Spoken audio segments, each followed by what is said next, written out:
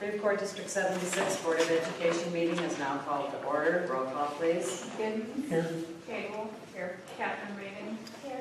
Val Reagan. Here. Tyler. Here. Griner. Here. Bailey. Yeah. Please stand for the Pledge of Allegiance. Pledge allegiance to the flag of the United States of America and to the republic for which it stands, one nation, under God, indivisible, with liberty and justice for all.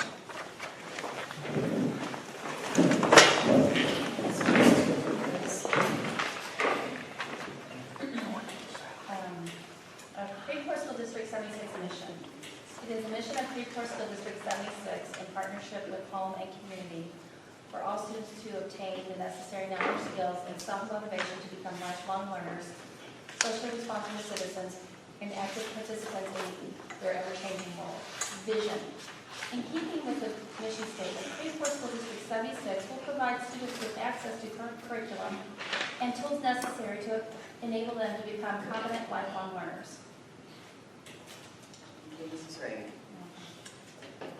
Are there any audience that wishes to comment on any of the action items on the agenda?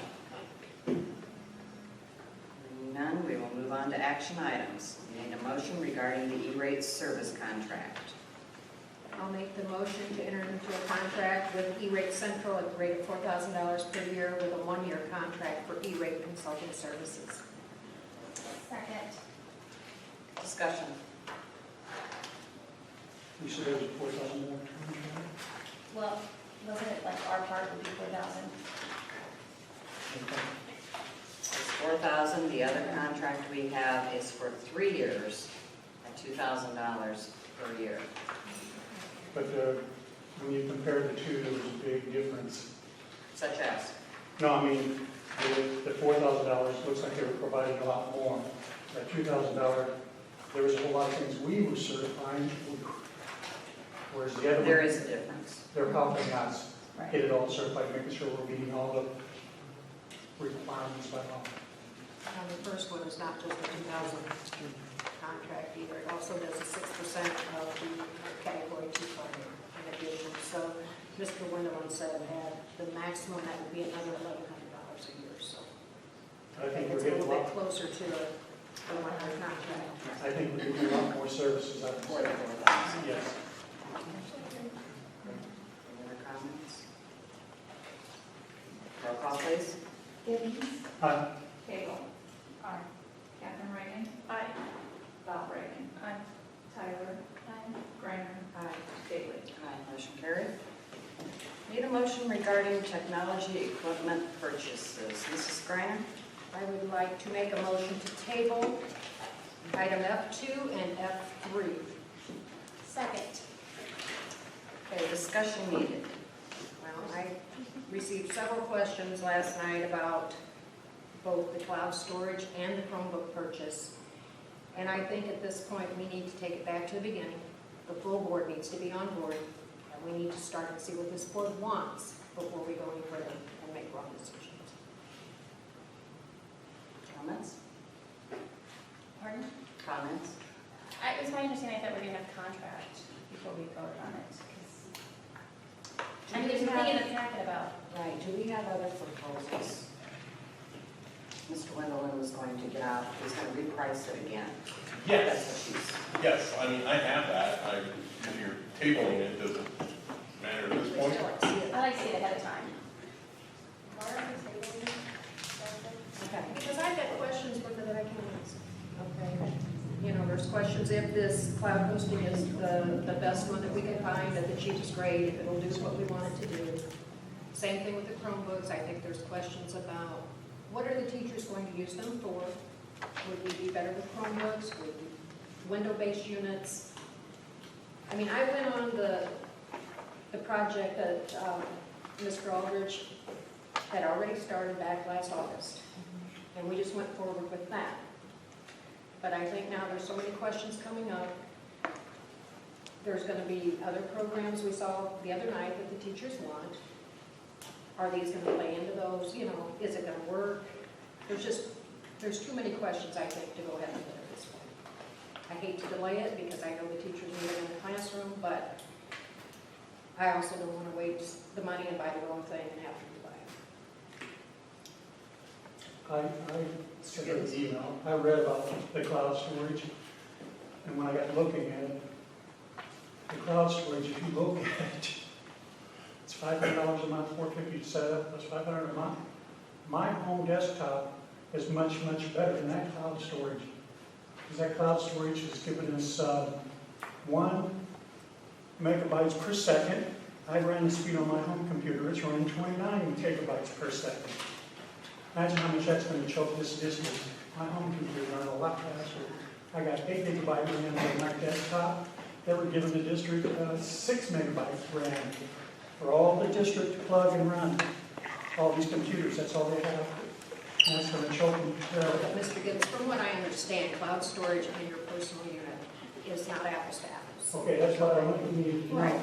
But I connect to my server with my company constantly, and I can see who's going to, if there's a lot of text on it that time, I see how it shows us down. I want to make sure this thing, I heard last year in the audience, they were complaining, well, they're going to their phones because our computers are too slow. And it also said that for the district, it's only giving us 350 gigabytes. I have 1 terabyte in my desktop, and I have a 1 terabyte for $150. But there again, I think cloud storage is different. 350 gigabytes. But we need the answers. I Yes. agree. We need the person in here So that can answer these I'm questions guilty of before we do questioning it. that and slowing That's down. that's part of the fine, time. because once you questioned it, then we did a little bit more research, and there are cheaper alternatives. I don't know why Mr. Wunderlin recommended this particular one, but we need to find out. But There I may be good mean, reasons. I mean, I just say that. I mean, it's local rather than some of the larger, known ones, but we need to find out from him why. It was the technical part I was looking at. What I would like to do is set up a nighttime committee meeting for the With full board. This with is Mr. too big of a Wunderlin. purchase. Yeah, because I wanted to ask questions about the Chromebooks versus, I know that you guys have talked about it before, about Microsoft. Because Chromebooks is more Google. Oh, instead of window-based. Yes. And, I talked to a few other people, and most high schools and colleges still do window-based. So, and I would like, at least for Parkview students, to start learning that. And maybe we could even split it. We need the answers before we do this. And I guess I was under the understanding that we go ahead and we roll out this first thing of Chromebooks, and then maybe next year bring in some Microsoft for Parkview, because I agree, Parkview does need some Microsoft-based machines, even though they're already in the labs. But we need to get that definitely before we take any action. Mr. Wendell is on vacation, correct? That is correct. Do you know when he'll be back? I do not. Okay, then we can't very well schedule a meeting without him. I wouldn't, not on a night time. I wouldn't want to do that. So, he is answering emails, so I'll email him in the morning and get some dates that he might be available to come to me.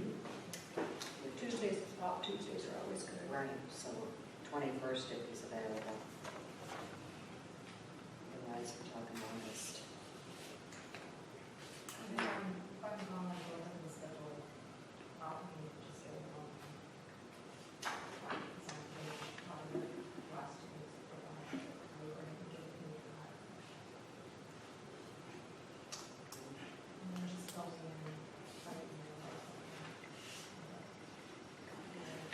I think we need to, because our children are going to be tested, and we were really at a disadvantage last year, not having enough computers to go through the park testing. So we need to get something figured out, but let's do the right thing.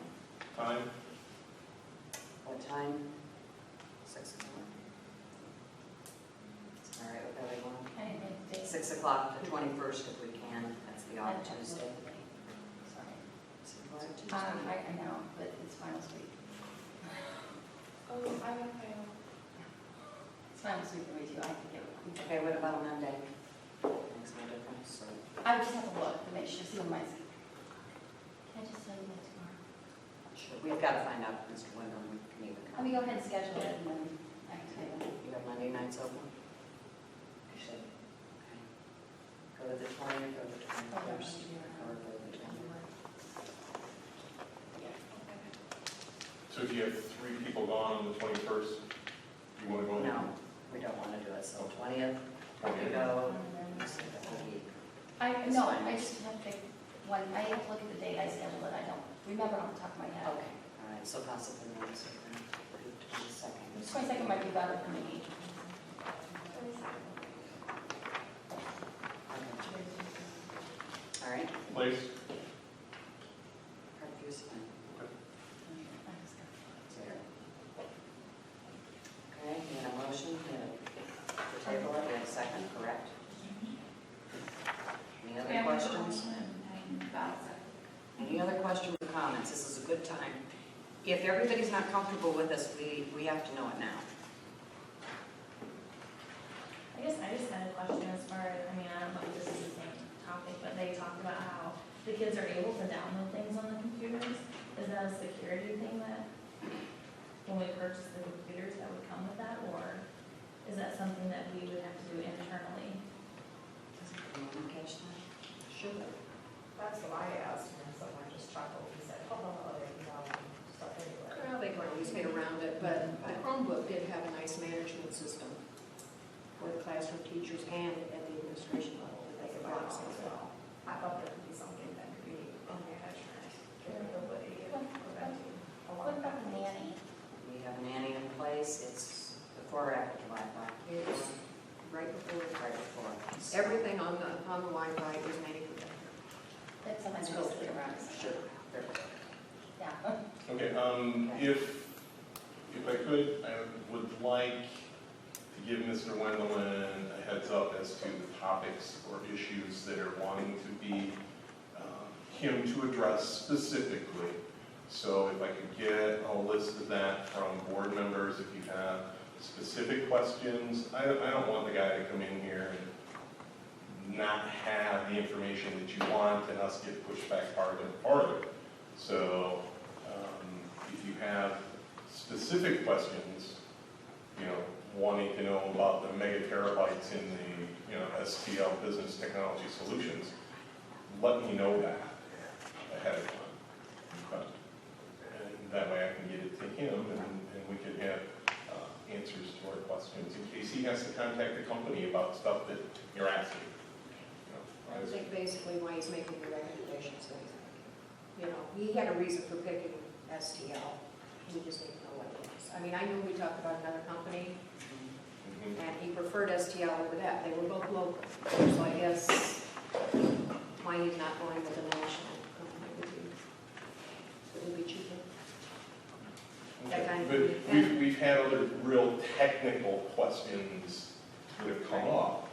And so I want him to at least have time to call STL to get the information. So rather than us sitting there again and saying, well, I've got to go back or I've got to look or I've got to ask somebody else. So we need to email you with any questions. If you would, and then I can compile them and send them to Mr. Wendelin, I think that would be the best use of our time. Everybody comfortable with that? Yes. Roll call, please. Hidden. Aye. Hagel. Catherine Reagan. Val Reagan. Tyler. Griner. Aye, motion carried. Moving on to F4, motion regarding the school calendar. I make a motion to approve the revised 2015-2016 public school calendar. Second. Questions? Comments? I just want to have a question. You have 5 half-day school improvement program days and then 4 Teacher Institute workshops. You might not know this, but off the top of your head, how many did we have last year? I didn't think we had 5. We did not, we had 2 last year. Yeah, so why are we increasing it? Because the training that teachers are going to need regarding the evaluation system, student learning objectives, that's something that's new to us, that's starting right in August. So that's built into there. Also, as we've heard, we need more training and information on our PBIS, our discipline system are for that. And then also those days are to be used, or going to be used, to look at our curriculum alignments. Something that the board has been concerned about for a while now. So that was why those were built into that. We need the time. We're going to require these things. I don't know if it would be more beneficial just to have a whole day off. I That mean, was my it seems like, suggestion, you too. know, we've had the past superintendent said it's not beneficial the half days because by the time they go to lunch and get back, they only have a couple hours. It's more beneficial just to have a whole day. I've been pretty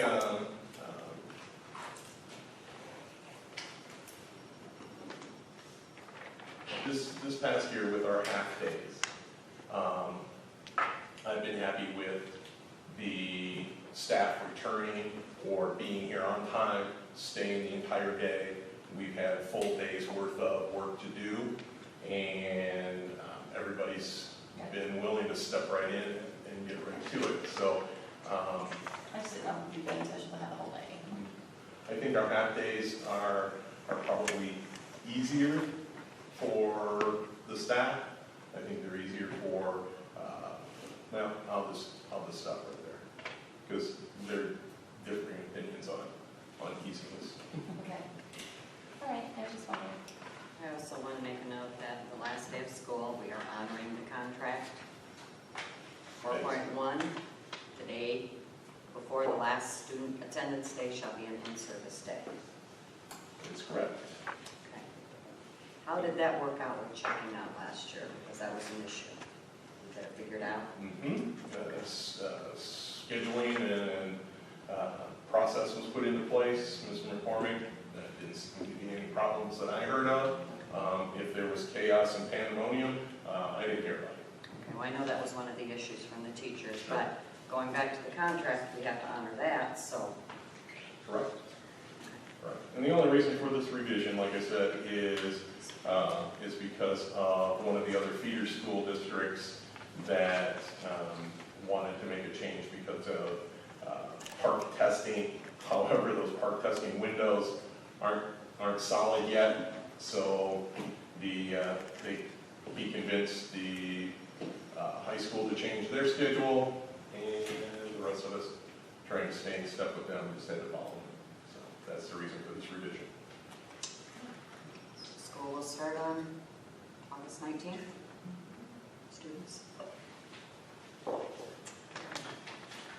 other comments? Roll call, please. Giddens, Aye. Cagle, Chapman Reagan, Aye. Bowden, Aye. Tyler, Aye. Griner, Aye. Motion carried. Need a motion regarding the Tazewell County Health Department agreement. Make a motion to accept the linkage agreement between Tazewell County Health Department and Creve Coeur School District 76 for the 2015-2016 school year. Second. Discussion? How many tutors are we going to have? I didn't understand all that. Pardon? It doesn't say. Right, and I was just wondering what exactly is going to, how many kids are they going to have, how many tutors are we going to have? It will depend on the amount of proration of funds that we receive from Tazewell County Mental Health. This is an agreement basically for providing the funds. It's a funnel, it's a flow-through situation. At the end of the year, if you remember, there was a kind of a scare that Tazewell, when the new governor came in and the budget wasn't quite set yet, they had decided to cut that program. Right. And so they were scrambling to say, we've got no more money. But fortunately, the governor reinstated that program money, and so it's back in place now.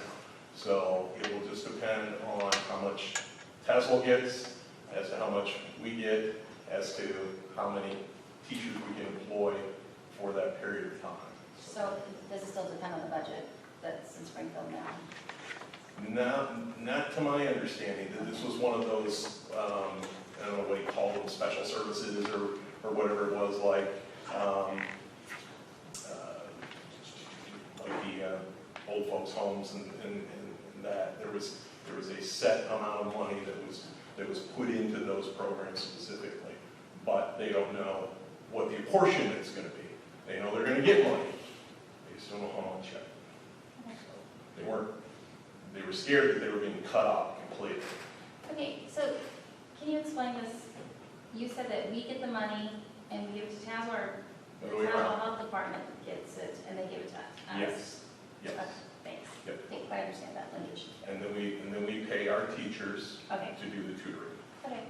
It's either $20 or $26 an hour, I don't remember. 26. And so we just divide it out and get as much as we can for the money that they apportion to us. Okay, and this is for LaSalle only, so we won't know about Parkview until later. We won't know about Parkview until we receive our final Title I grant portion, because it'll be coming out of that. Okay, so what we did here in the past, the health department was involved in that, after schools were doing it Parkview, correct? Only as a flow-through. What we did is we then paid Tazewell, and they administered the program. It was kind of the other way around. Why did we do that way? That was done because we had to, it was purchase services rather than if we pay for employees, our own employees, out of Title I, because that's a federal grant. The federal retirement system percentage was 32%. So we had to pay back 32% for the retirement on the amount that we were using for paying the teachers. So if we did it as a purchase service with Tazewell, and they paid the teachers that way, then we didn't have the 32% surcharge. Oh, okay. Crazy Me game, neither. crazy business. Interesting. Yeah. Okay, any more comments? Roll call, please. Giddens. Aye. Cagle. Aye. Captain Reagan. Aye. Valerie. Aye. Tyler. Aye. Griner. Bailey. Motion carried. Need a motion regarding the substitute teacher daily pay. Someone care to make that motion? I would make the motion, but I don't know the amount that he really wants. Well, what amount would you like? Can I make the motion and leave it blank as determined? Right now, as we talk about it? You can rescind the motion. Okay, I'll resend my motion then. Make a motion to increase the substitute teacher daily rate to amount of $90 per day. Do we have a second? Second. Okay, discussion. Okay, are we currently paying 80? That is correct. Okay. And it looks like everyone else is paying 85 to 95? That is correct. Except there's some paying 75. There is one district. And District 709, which is $80.50, that's the base rate. You have to factor in also the TRS, the retirement. He didn't put that into that amount, so effectively that comes out to about $87. I have a question. On the parapro, we pay our substitute parapro that? Or is that our parapros that we have working now, that they get paid that? That is anyone who is a paraprofessional who has a teaching degree, But is it a substitute or one that we Yes. hire? substitute and higher. So we pay our substitute parapros more than we do our teachers? Yes, ma'am. I think that'd be like paying $12 an hour. No, 1608 if they have an education degree. Oh, that's a little different. How many of them have been, how many parapros are there? I don't know. None. All two. Two But parapros? not substitute. This is not substitute. Substitute or you want? Anytime you put a certified person in that substitute position as a substitute for a paraprofessional, it will be $96.48. And what you have been telling me to do is to get certified people for paraprofessionals. Right, I'm not disagreeing. Okay, Okay. but that's what it comes out to. So, can we increase it? I mean, for the substitute teacher, sorry. For this substitute. I said 90. I think 90's plenty. Okay, but According to every other district around, they're sitting at 85. We've got one at You're paying a 95. parapro more. I'm sorry, what? You're paying a parapro more than you are a teacher. We're not paying our parapros more than teachers. It says right here we are. If we bring someone in that's a certified teacher, and we have only 2 that qualifies out of 7, the majority, we can bring in a parapro at $66 a day. Not If you look at the contract. But they won't have all the certification. Okay, so that's what I was wondering. The gap, it doesn't show the gap that Yeah. parapros, See, our that's what I was current getting parapros confused is about. 66 at the low end, But and 96 at the high end, so the information is not complete. You can't say we're paying our parapros. I think what Mr. Aldrich was saying is that I had commented that I would like substitute teachers, to bring in parapros and see if we could get certified teachers out there to kind of help out. And that's what they would be paying them, Right. if you did that. And that's why you put that amount down there. That was Okay. because I had asked to do that. Because that's what Wharton and other school districts do, so. Correct. Otherwise, that's not what we're paying our current parapros. The ones who have certified Only teachers, Yes. certified teachers, whatever certificate. Yes, thank you. Okay. So, that's, So that's contractual, that's in the support staff's collective bargaining agreement, that's the amount that we do, $16.08 for an individual who has an education degree and is called in to be a paraprofessional. But if they're called in to be a substitute teacher, we pay them $80 and they work 6.5 hours a day, as a paraprofessional. As a teacher, the teacher. and it's 7. It's 7.5? Well, actually, a lot of them stay, but contractually, I don't believe they have to stay that extra time in the afternoon. So, let's just say 6.5.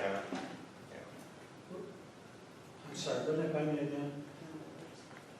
Substitute teachers, 7.5 hour day, is that what you said? Right around? No, let's just say no, it's not. Contractually, they have to be here from 8 when class starts until the end of the, or 7:45, till the first bell to the last bell. That's what a substitute teacher is being paid for, and that'd be 6.5 hours, correct? Okay. And your collective bargaining agreement, is it so? And then the collective bargaining agreement, you have a half hour on either side of that before school and after school that make up that extra hour for 7.5 hours for the teachers. But a Yes. substitute doesn't have Just say 6.5. And the parapros work how many hours? 6. 6.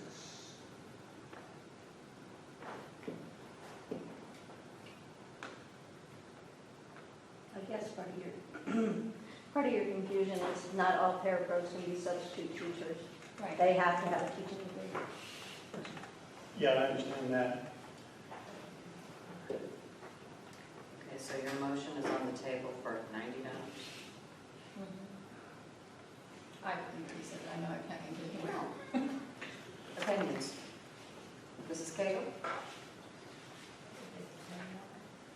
I agree. Mrs. Greiner? Is it 703, is that Tremont that pays more? The 95? Yes, that is correct. So they're the only one that pays more than 90. Now, these are last year's wages. Okay, so boards of education are probably undertaking the same, exercise that we are right now as to whether or not to raise their rates as well. I think we're pretty competitive then at 90. Mrs. Tyler? Opinion?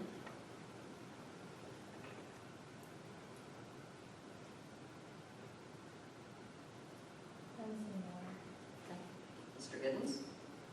Aye. So, she's answered. Okay. The thing is, I guess we could do 90, and if we still can't get great subs, take it up, but You can resend your motion. Just wanted to get everybody's comments. I want to pay them more, but I'm kind of afraid of what's happening in Springfield right now. The budget. Right. I don't want to like give everything to substitute teachers and not have enough to pay our own staff. I mean, I'm just a little afraid of it. How much did we spend as subs last year? I mean, how many subs did we have? How much would this increase the budget by? We're only talking, $5 a day, 10. $10 a day, no, I'm sorry, $10 a day for, I don't know how many hours. Well, I mean, if you had an average of 4 subs a day, so that's $40 a day. We don't average 4 a day. 4 a day. So I'm thinking if that's $200 a week times it, I mean, that's a few thousand. I just, it's all about the numbers. Okay, but how much does it cost us when we have to take a teacher out of their prep time to coach? When we cannot get a sub? $26 an hour. So, I know that happens quite a bit. Yeah, on that particular line item. Never been. 1, 2, 3, 4, 5. So we're over our 100%. So we went over what we budgeted just for those line items. Yeah. I can't give you Right. hours from this. Right, I but, know. But yes. And Yeah. next year will be more. Because of the activities that the teachers are gonna have to do and time out of the classroom, there will be more when we start talking about the curriculum alignment. I do understand that. I think we'll see that if I were to, I'm sorry. If we were to do this survey again in September, I imagine all of the ones that are 85 are going to 90. All the ones, everybody's probably going to jump $5 a day. That seemed to be the trend. The move last year was $5 a day. So Approximately $25,000. Can't give you the hours, but that's the money. Well, If you want to do the math, you can figure it well, out. I'm thinking we're going to increase it by, what, 12%? So that would increase 12%. And we have trouble getting subs, correct? what's that? We have a lot of trouble getting subs. We sure do. I mean, you can ask our substitute I rescind my motion. funder. I'll rescind my motion to make it $95 a day. I second.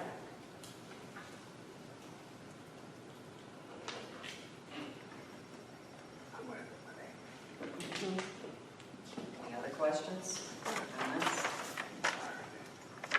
Roll call, please. Giddens, No. Cagle, Yes. Captain Reagan, Yes. Valerie, Yes. Tyler, Yes. Brian, Aye. Bailey. Aye, motion carried. That's a pretty good salary. $95 a day for 7 hours of work. What do you agree? I would do it. Thank you. I'm hoping that this will help and that we won't have as much trouble as we had this year, especially when we need more time. Appreciate it. Next, we need a motion, excuse me, for the first reading of board policies. Mr. Giddens, I'm going to turn this over to you. Make your motions.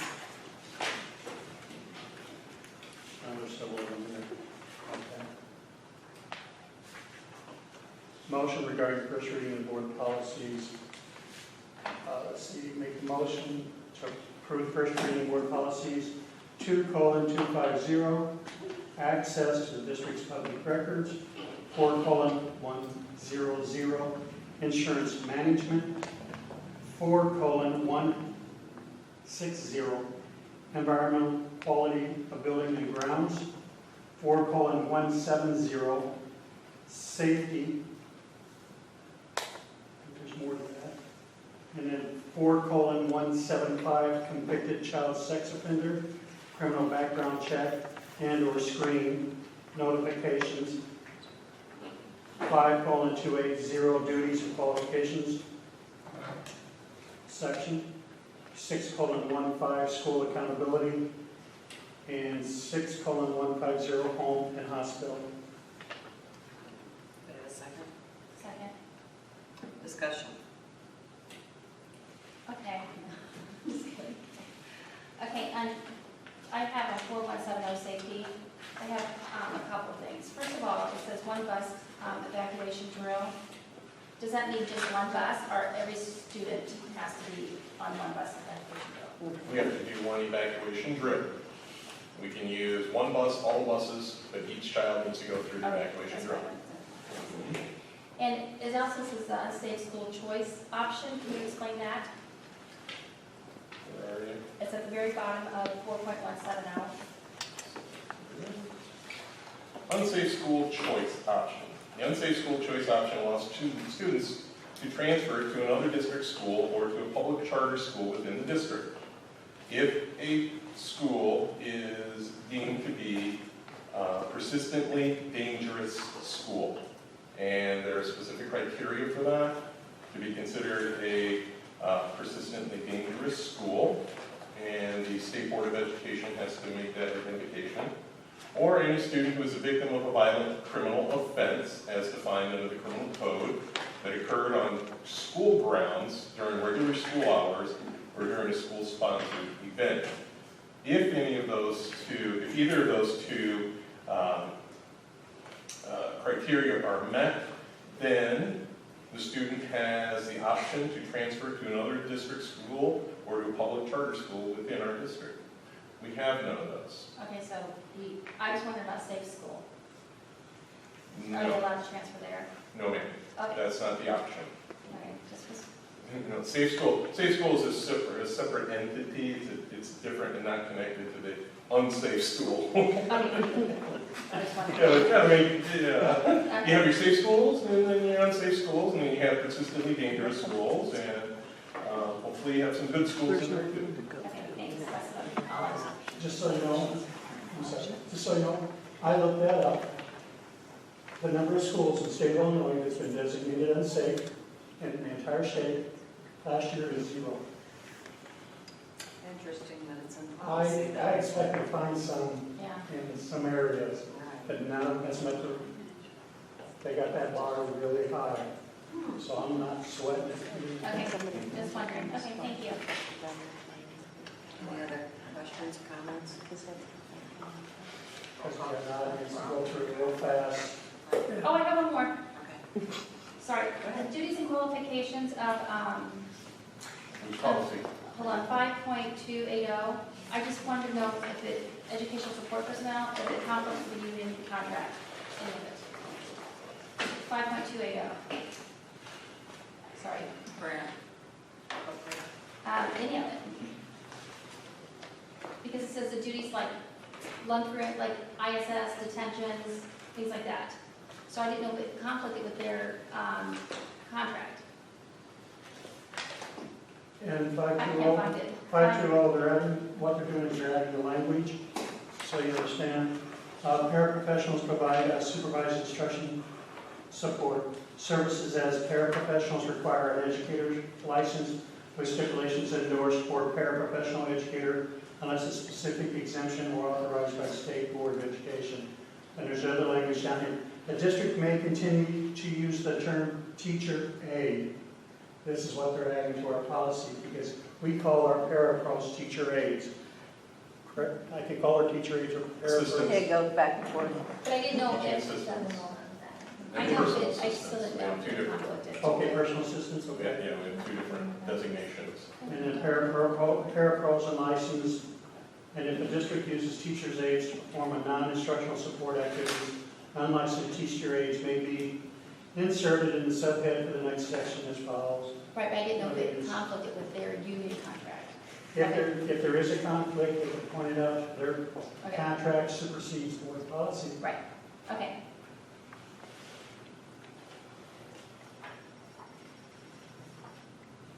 Any other questions or comments? Everybody had time to go through them. The minutes are included in the packet. No, I'll need to use for attention. Sorry. question? I just, Most of these policies that were rewritten, they're all recommendations from the press policy. The changes, the only changes we really made in committee suggestions, there's references that deal with the high school only. We said, let's strike those because it really doesn't involve us. That is the only modifications that we actually, from what your original, I sent a copy of the press policies recommendations. And the only adjustments we made in committee was like getting away from the moving soccer goals and things like that. we just took out, yeah. Right. A lot of them, they renumbered the policies and moved them, they condensed it in some areas, like under safety is something else now. I would just like to rewrite, I mean, we use teachers in ISS and detentions. Your school Yeah. bus safety rules moved to a different area, you know. A lot of it was a shuffle, changing languages based on laws that just went into effect, and these recommendations are a year old, so I know. we're trying to catch up. Any other questions? And they will be available tomorrow, as early as tomorrow for public viewing. Right, if the public would like to see the policies, they're at the district office. Roll call, please. Goodens, Aye. Gable. Aye. Captain Reagan. Aye. Al Reagan. Aye. Tyler. Aye. Graham. Aye. Bailey. Motion carried. Mr. Gibbons, policy on administrative procedures, acceptance of. Okay, I understand this correctly, administrative procedures, One time. one time, we don't visit again. It's a motion regarding, I'm sorry, motion to accept policy, administrative procedures, 2:250-AP1, access to and copy of district public records, 2:250-AP2, protocols for record preservations and development of retention schedules. 4:60 AP3, criminal history record checks of contractor employees. 4:110-AP3, school bus safety rules. 4:160-AP, environmental quality of buildings and grounds. 4:170-AP1, comprehensive safety and security plan. 4:170-AP2, routine communications concerning safety and security. 4:170-AP5 is the unsafe school choice options. 4:170-AP6, plan for responding to medical emergencies at a physical fitness facility with an AED.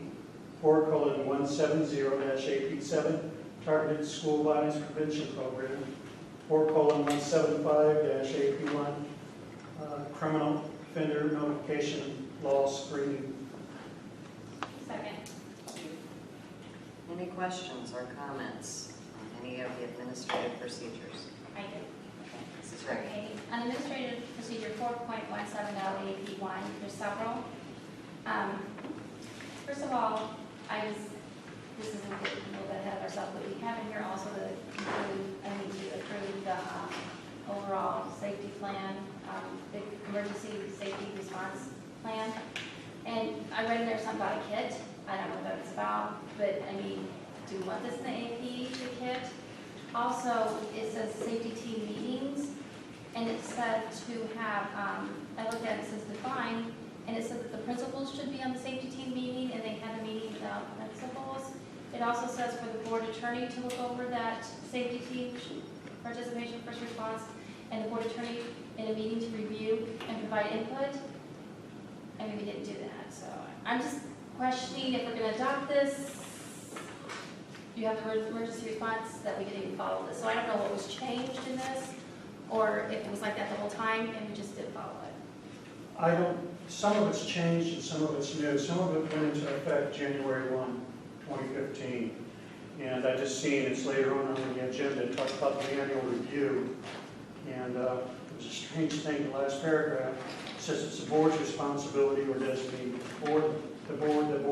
Right. And the last paragraph, it says I think the superintendent, Yeah, in the law, the superintendent sets up the annual meeting. And Yes. we just had the annual meeting, and what I noticed missing in the annual meeting, and we discussed this as a committee, the person that reviews it shouldn't be the same person that is the safety coordinator. I don't know who the safety coordinator is. Right, that's in here too. I don't know who these team members are, who the team leaders are in the buildings. I don't, there's a lot that this annual review, we might talk about later, or review it now. There's a lot of people that should have been at that meeting, that annual review, and they weren't. So, I seen there was a checklist, but I don't know how much. Right. I mean, I just don't know if we adopt this right now as a one-time thing. I mean, like you said, we just have to adopt it and it's done. Some And of then we these have laws, this meeting coming up here that we have to approve tonight too, but it's kind of like it's, Okay, we've already adopted the policy. This is Yes. the procedure that the administrator Right. needs to follow. right. right, So by accepting this, you're telling the administrators, this is what you do. Right. but it's actually already in effect, effective January 1, 2015. Okay, so, It's like we gotta give out 30-day notice yeah, it says on that. that annual meeting. I don't know if we did it. And all the people, that are Yeah. all the parties that are supposed to be there, they wasn't at that meeting. Right, but it was a 30-day notice because I think I read in there that it was set up like in May 14th and the meeting was like June 25th or something. Right, June 25th. Okay, But then- until we adopt this, it can't go into effect. It's in effect now, it's a state law went into That's effect what I said, January it's 1. already. With That the, supersedes, that supersedes our policies and procedures. with the AP though. Okay, that's what I was wondering about that. So it is in effect whether the board approves it or rejects it. Okay, I mean, we still got to follow the law. okay, I was just wondering. And it talks about everybody that's supposed to be there. And we didn't have representations, and I know that the form is filled out, but in my position as a board member, I would start looking for all the supporting documents, and I was going to hand a couple, because it was so hard to download to Mr. Aldridge and Mrs. Bailey. I was just wondering about that. I didn't look like that. I'm asking, did you go through all these, review their checklist? I don't know who the coordinator is for the district, who is that? Safety coordinator. I assume that'll be me, because Okay, then who's there going to is review no it? district Then who's going to safety review it? coordinator. I think who's going to review that? Yeah, because Do it the says you annual appoint reviews, someone to do different it. people? I appoint Mr. Higgins. No, the superintendent appoints an administrator to be the district safety coordinator, is what this says. Which is the building principal, and there's forms that I have that you can. But they're also supposed to be at the meeting, both building principals. Okay, you've got notice. Okay, well, next year I think we better follow this. So fire department. So, you're wanting me to make sure that the board attorney is at the meeting to review and provide It's in input? here. I mean, I don't know, if we adopt it, it's in here, that's what I'm saying. okay. Because we've never had that in the attorney's never come to the safety. But it says at least one annual, the safety team shall request the participation of the first Request. responders and the board attorney in the meeting to review and provide input. So we just need to send him a letter. Just send him to the fire department, just, and if they don't But show, then, because you probably, fire And when they do Fire show, department you did gotta pay show. for it. that's what I'm saying, he probably would come because he is the board attorney. But it's in here, I don't know if we have to have it in here, or do we, I mean, that's what I'm just asking. Will we adopt it? But I mean, I have a copy of this. And we're supposed to have, who should have been at the meeting was, and I don't, it's not a good idea to schedule this annual review. You have to do it at least once annually. You can do it 5 times if Right. you so choose. But you would want to do it when those safety team members are here now on vacation. And that's your principals, and it could be people from the support staff, it could be from the teachers and things like that. They need input. When if a question comes up on a form that you just checked, I just was in that building and I didn't see any emergency lighting in that. And you're supposed to check that every month. How did you miss 6 missing emergency lights? We used to do it in May, didn't we? In the school. we didn't. So, I mean, And But Getz last was year we- just out Yeah. and did that last week. Last week? This week? No, last week. No, it was just. Thompson. Oh, Thompson. Thompson was last week, Getz was this week. And then we have to turn that all into the ROE, and if we're doing it wrong, we think the ROE would write us up. Because all of this, once that's signed and approved, I send it down to the ROE. It's not that form, it's more that you know, you have this policy where all these people are supposed to be there as a committee, and there was 2 people, Three. 2 from the district. I mean, that's what I'm looking at. And also, I would like to put on here to have a board member on that team, and we used to. We did. I would like to add, there must be a board member on the team. Who would you like to add that, Mrs. Turner? I think I would add it under the safety team. Safety team, it says district safety coordinator and safety team responsibilities, and under there, it says who's on the team.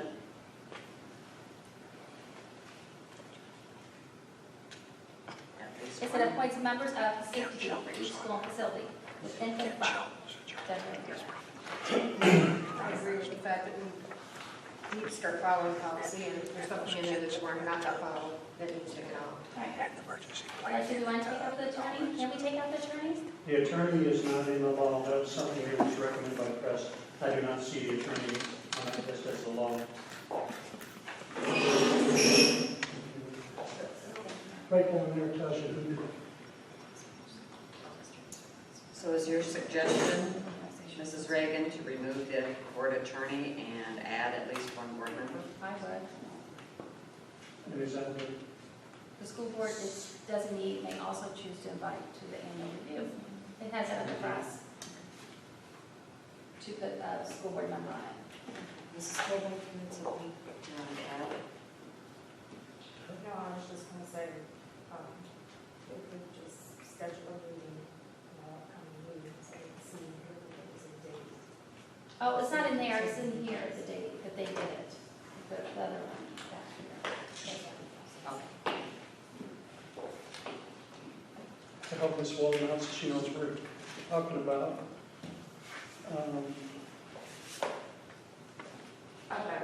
I'm sure. Do you, I mean, is it the board consensus that we want to take out attorney? D, paragraph D. Consensus of the board. Would you like to remove attorney, school attorney, and add board member?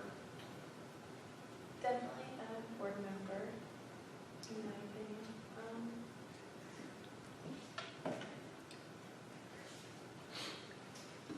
I don't think it would hurt to have an attorney there, though, is the thing, because, You can always invite him.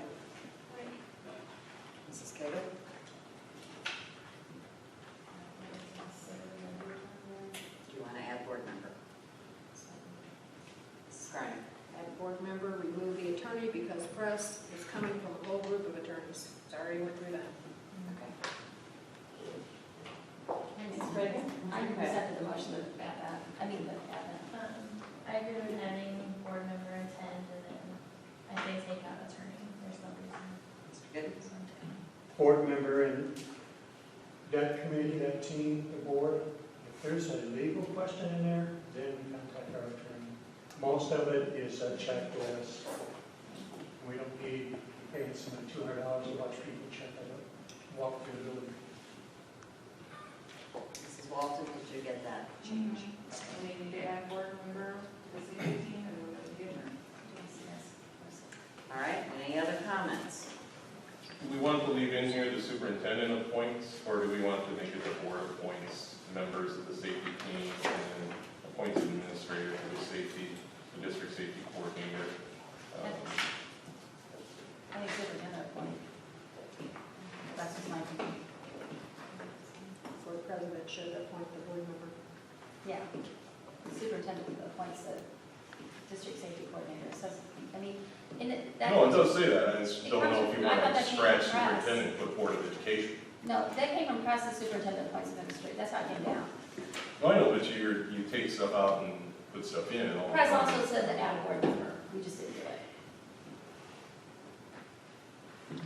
Fine, then, I'm just asking a Well, question. I'm just saying, that's why. I say leave it superintendent. The superintendent, I'm looking at the appointments, we just want to make sure that superintendent, if he's the designee, the board picks the designee, board member or designee, has to do this annual review and things like that. We can't have the same coordinator being the one doing the annual review. The coordinator is the person who holds all three, I don't know, all three buildings, student centers. school's building principal. Okay, but we don't have a principal down at Litchfield, but we still got, somebody's responsible for those students. And Homewood Heights as well, isn't it? I'm sorry, whatever I said, home. It's still our building. It's our buildings, so I mean, there's parts of it we need to keep a closer eye on. But should we send people down there to do what they're doing in the other two buildings? They rent that from us, so technically we've left them in our safety plan, but they have their own. People doing That emergency preparedness plan is for us to use if we have an emergency in our building. Our staff has to be familiar with that. We give them a copy, but they have their whole emergency system for their staff and their kids in that building.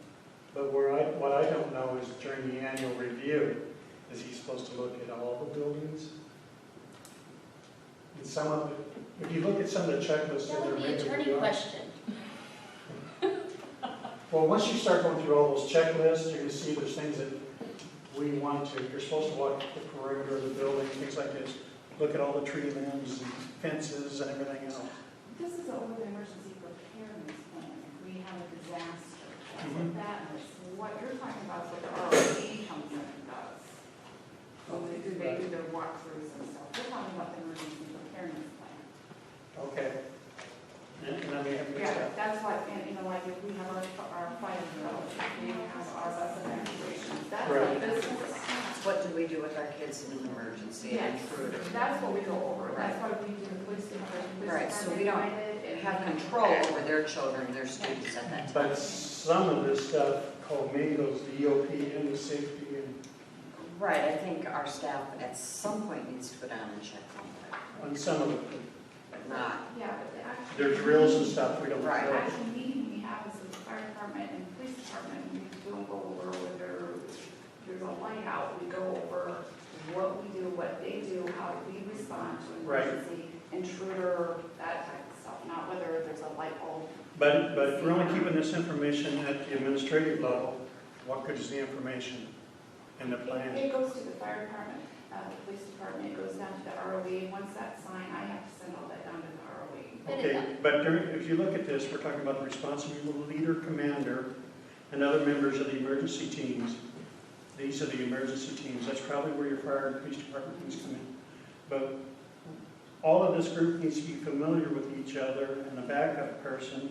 So if we have a crisis or anything like that, you got your school emergency management organization. So you've got up with the concept of operations, description of responses plan, and inventory of resources and things like that. If we only talk about it at the board level, at the administrative level, it's not doing any good.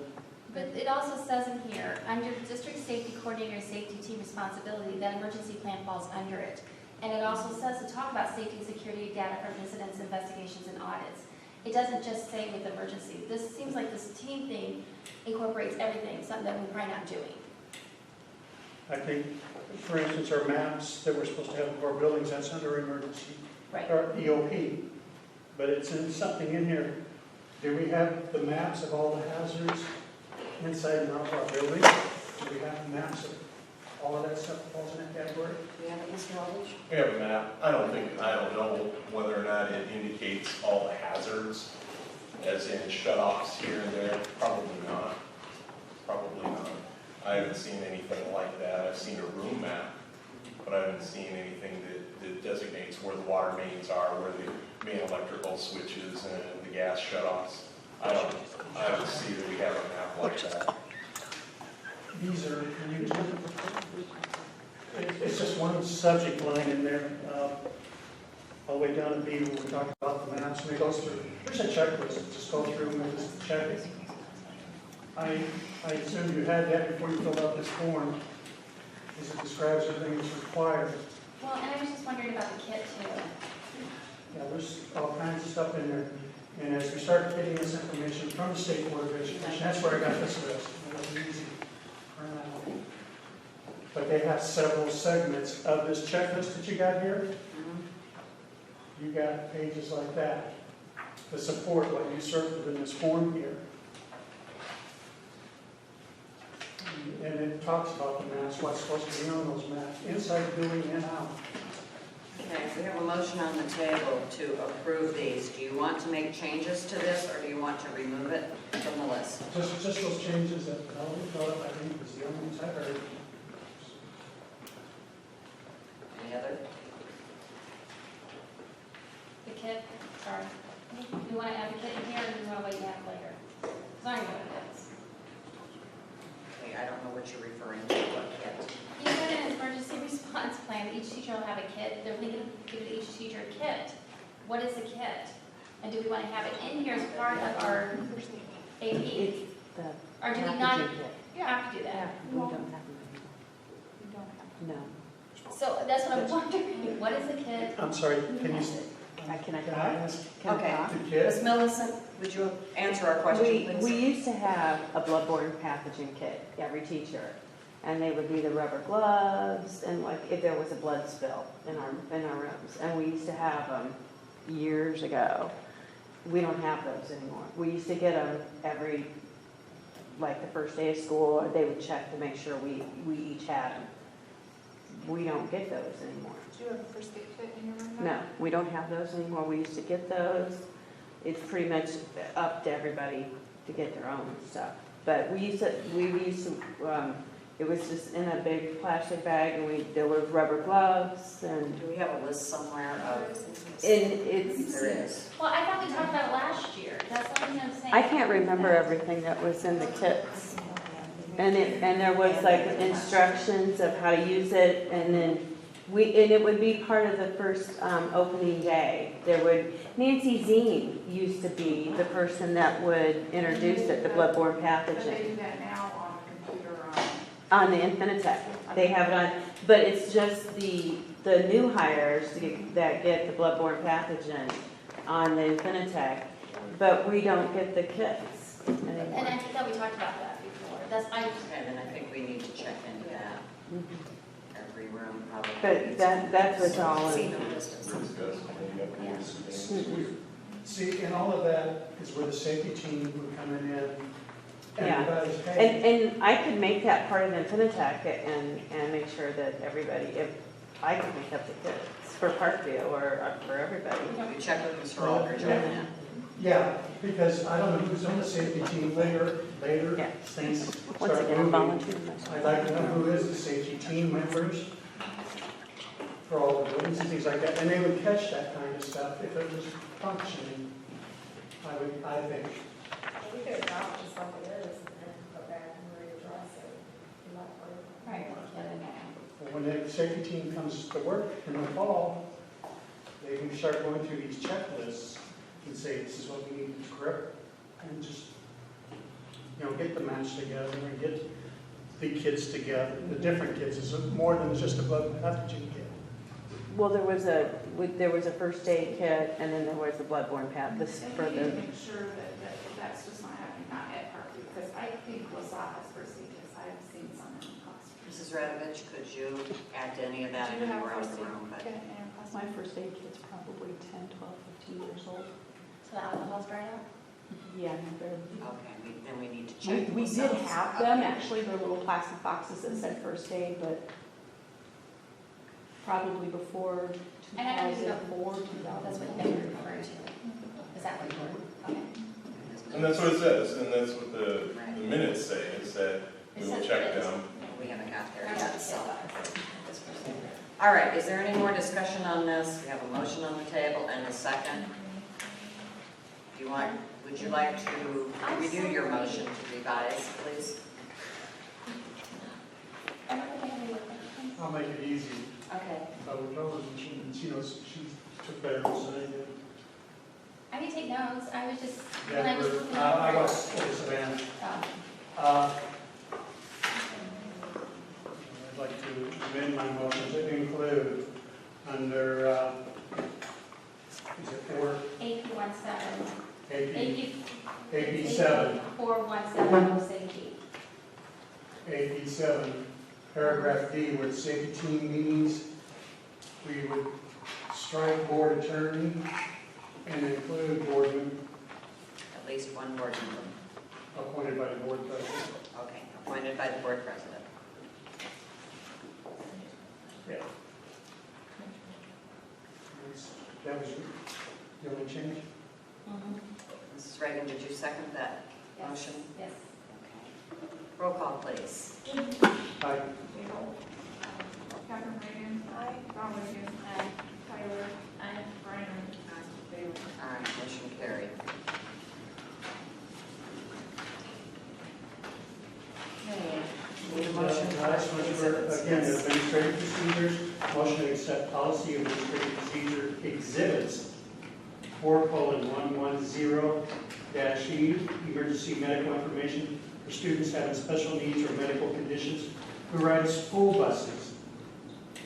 4:170-AP1E3, these are all saying delete. 4:170-AP1E4 is deleted, and 4:170-AP1E5 delete. 4:170-AP2E1, letter to parents/guardians regarding school safety, student safety. 4:170-AP2E2, letter to parents/guardians regarding educational programs about the dangers of underage drinking. 4:170-AP2E3, letters to parents/guardians about disruptive social media apps, dangers. 4:175-AP1E1, informing parents/guardians about offender community notification laws. Second. Thank you. Discussion. Just all of these that are deleted in there, it's not policies or procedures, I'm sorry, that we're getting rid of. These procedures have been moved somewhere else in the manual to tighten up and make it easier for everyone that's reading the procedure manuals in that. Instead of hunting all over the book, we're trying to get this all together. Some of it's grammar checks. The new one is like when our bus drivers are going to know this child, if you see this happening, it's a medical condition or something, and this is what that driver needs to do. Needs to alert the office and things like that, and how to handle that, and stuff like that. That's in policy. I have a question. It says here, parent or guardian's name, home number, and cell number. Lots of times parents, you can't get a hold of them. Do we need one other person, like an emergency contact on here as well? Just suggest. What number? Mrs. Reagan? 4110E. It's about the operational services for emergency medical information for students having special needs or medical conditions. Lots of times, especially when they ride the bus, they're riding to a babysitter or grandma. Do we want an emergency phone number just in case you can't get a hold of the parent? Isn't this pretty much covered on the registration? Yes, this is what the bus driver, they said.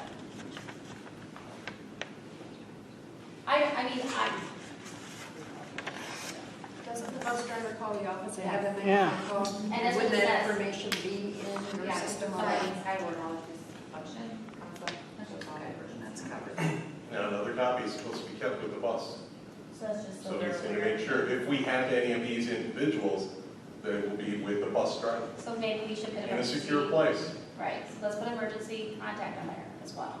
But they wouldn't contact the parent guardian, But if you're correct? supposed to keep it with the But- bus They driver, get a let's list, do it complete. they get a list of all the kids on their bus, their address, their parents' phone number, and on that list, it will say if they have any disabilities.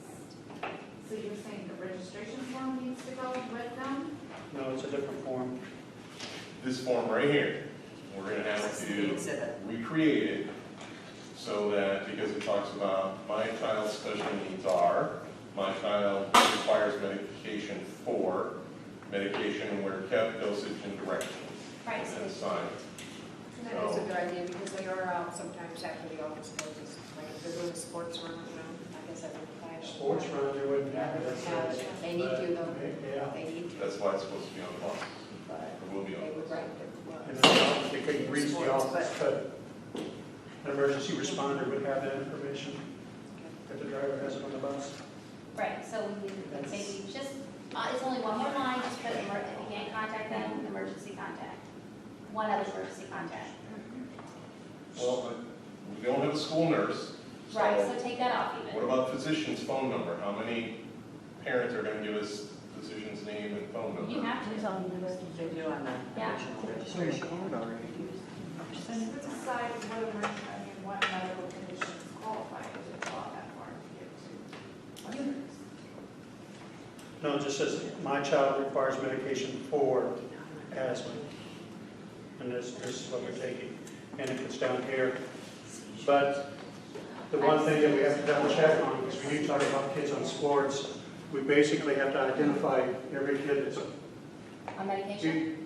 I'm in basketball, or I'm cheerleader, or I'm on soccer, whatever. If I'm gonna be riding a bus, then the coach has this in a box. So when his students get on that bus, his or her students get on that bus, then the driver has it. It's on that bus. It's not on bus 4, which is in the garage. I guess the question is, Kind of what the intent of this would be, is it just so the bus driver is aware if there's any medical conditions or special needs, or is it to contact the parents?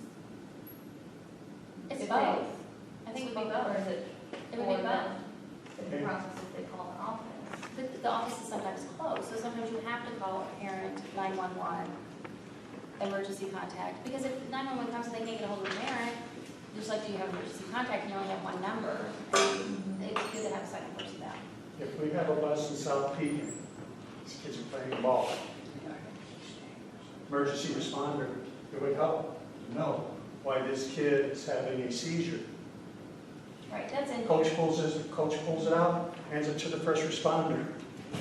That helps, it's information. That's what this is trying to Bus provide. drivers. Who I'm rides saying school that buses? in this situation, for this after hours,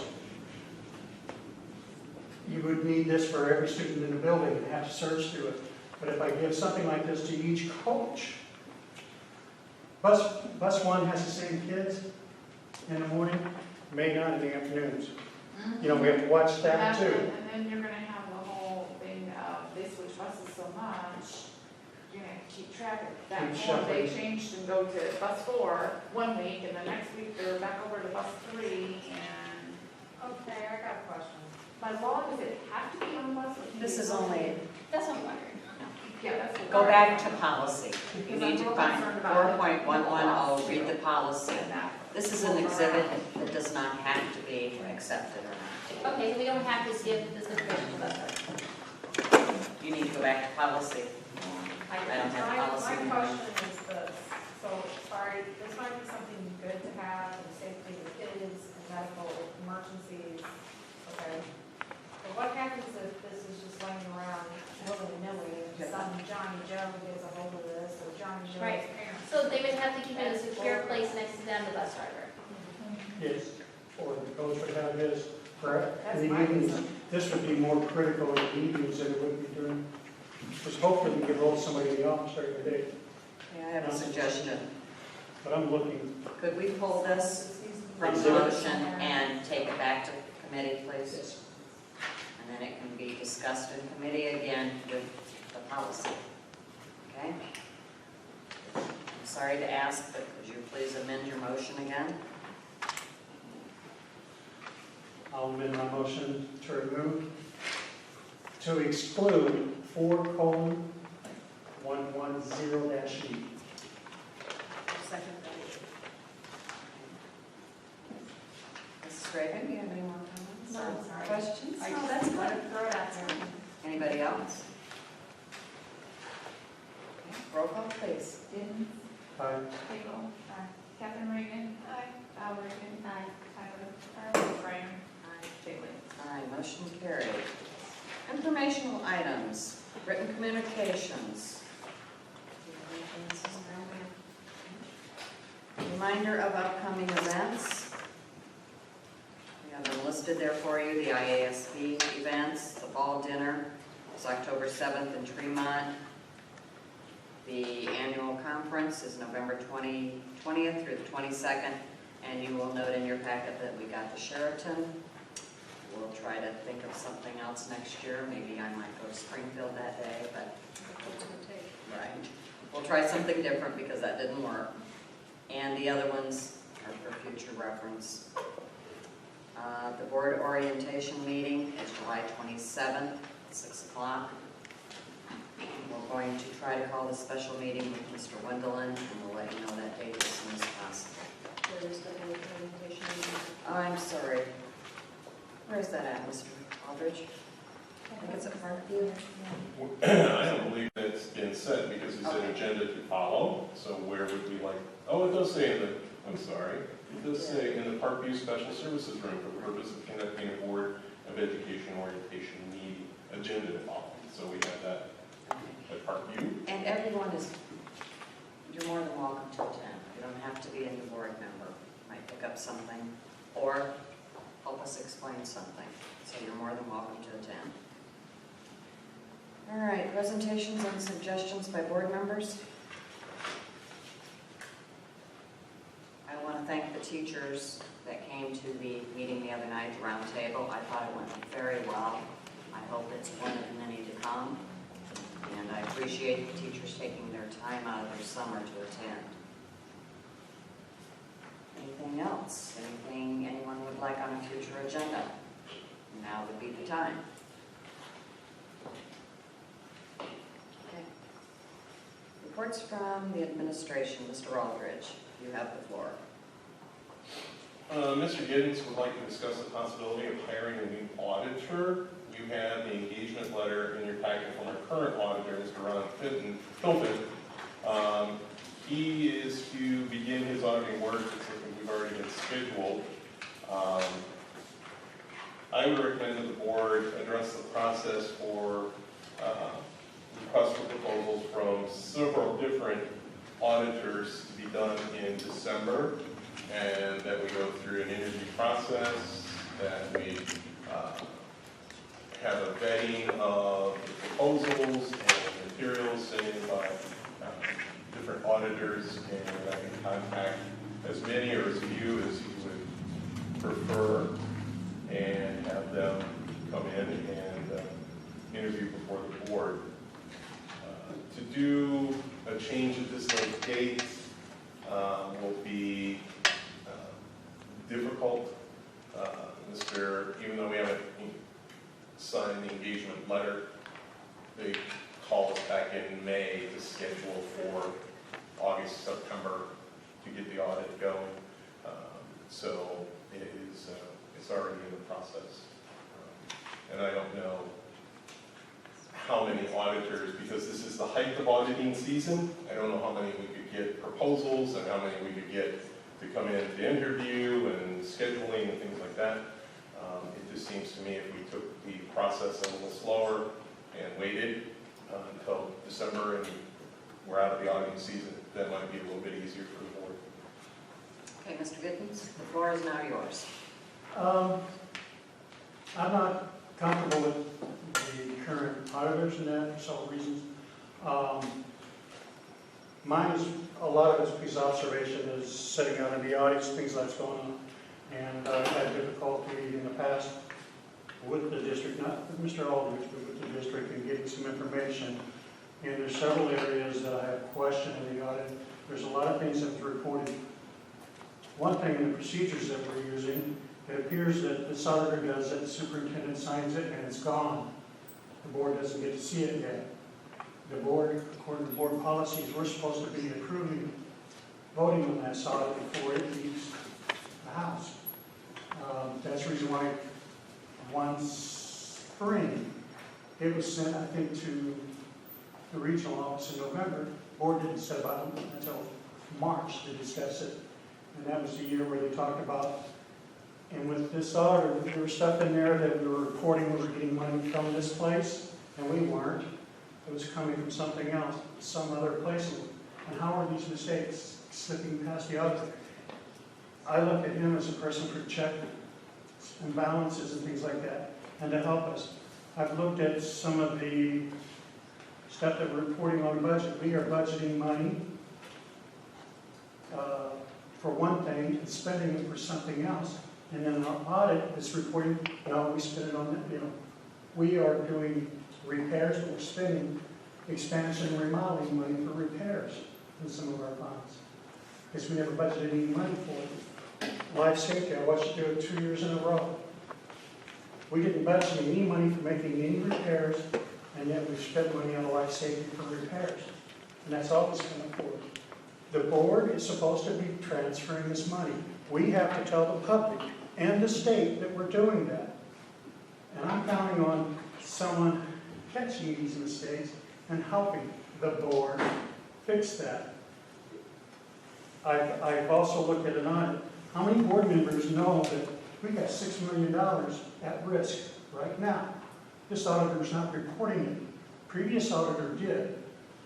When I brought it to the board and told them you were complaining about something else, and I asked them at the time $5 million. It says right here in the auditor's report, at risk, you got $500,000 insured, and a little over $5 million that was at risk. At the time, I think it was a complete risk. There was no pledges, no nothing. This auditor reports we have policies. He doesn't tell us how much money is insured, and it said policies about pledges. I haven't had a chance to look. Oh, we have a policy about pledges. How many board members know how those pledges work and what type of pledges we have? We've got close to $7 million, $6.5 million that we may be covered by pledges. I'm reading the reports that we get monthly in there, and I think it tells us at the bottom of one of the reports, over $8 million is pledged. I don't know how we're pledging more money than what we have in the bank. So you think that we have $7 million at risk because somebody didn't fill in a report? No, we got a risk because we're not taking action, but if somebody would tell us how that it's there, then the board would know how to do it. How do we ensure more money? I know how to do it, but there was no interest in that last board in doing any of it. So you think that we're at risk because it's not insured? I don't know what the risk levels are right now, and our auditor, I don't need an auditor to tell me what the policy is. I need him to give us the numbers, like the previous auditors did. I think we need somebody to work closer with us, and when we're reporting stuff on the wrong lines, correct that. And maybe the state, somebody come in, well, maybe the state's not paying any attention either. What happens when they hire an intern or somebody comes in and starts looking and says, well, look at this school district here, look what they've been doing for the past how many years.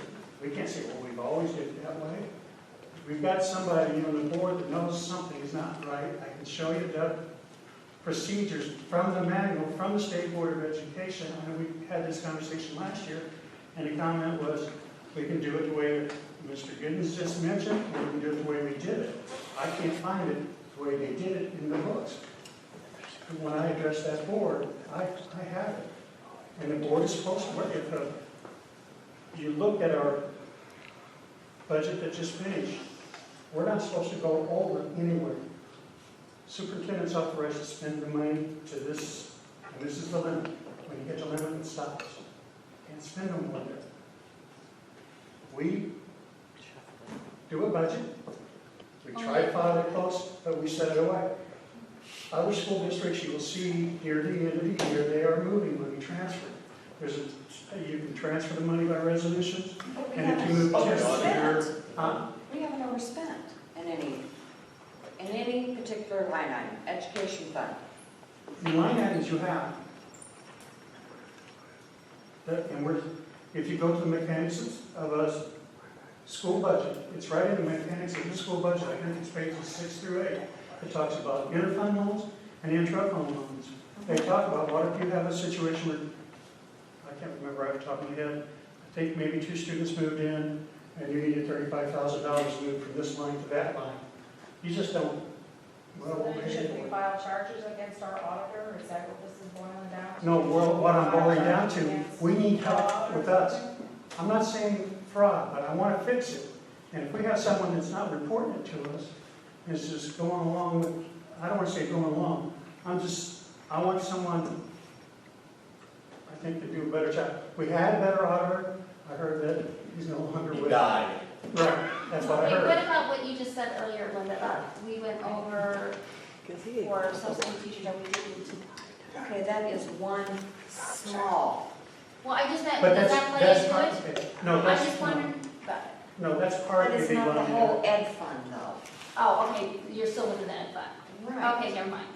Okay. when you look I at mean, this, when went you look over. at this sheet, like Uh-huh. you said, when we went over, now, under any function code, I look at those function codes, things like that, line items. Exactly. And when we come in here, you got 10 different funds, 9 or 10 different funds, okay? Education operations and so on and so on. But then when we go in there, you got these functions at the top of the sheet, and, Is this for a budget meeting, or should this be This about is the a- auditor? no, this is about the auditor, But it I is asked a about the question, auditor. I But just want to know. if he's not reporting, when we go over on this, you may have 10 lines with the same function, and if you never budgeted any money for that, if you look at the bills, now I pulled one fund last year, I FOIA'd, there was a dozen bills out of that entire fund. Not a single bill was supposed to come off the line where In the your board opinion? used it. No, well, I can show you, I should write it. Okay, what about you sitting down with the auditor? Would that satisfy you? Maybe he could give you his perception on why he did what he did. Why we're not catching this? That's You know the next possible. auditor would. I don't know. We may not get any better, we may not get any, well, it is possible to get worse. I also think it's possible. But how does an auditor say, when you're looking at our risks, and they say, well, this is what your policy, but he doesn't disclose the risk. We don't know how much money is at risk. We don't know what that pledge means. I haven't seen a pledge document. And there's times I've seen the first time this auditor did it, I'm listening, and he couldn't have read the documents. He's saying we got $180,000 to do this with it. That was the first year. That was he his became first year. auditor, I Now, believe. what about last year's audit? I never approved it. Nobody did. Accepted it. Nobody Don't approve voted on it. The board Okay. never even discussed it. it. Do you have to? Yeah. Well, Where? if you throw that out of our policy, I can look that up.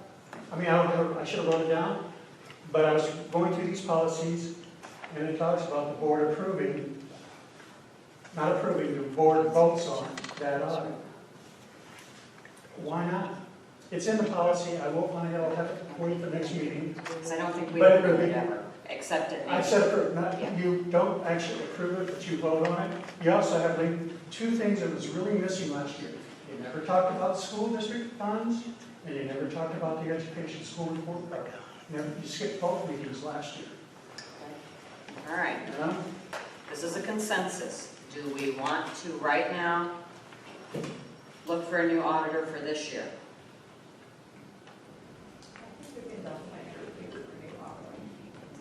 Do you want to do it now, or do you want to do it right now? I need a consensus. If we want to look into this, I mean, Mr. Giddens has some valid points. School year starts now, is what she's saying. Well, this audit is for last year, Right, it will be for last the year. 2014-2015 school year.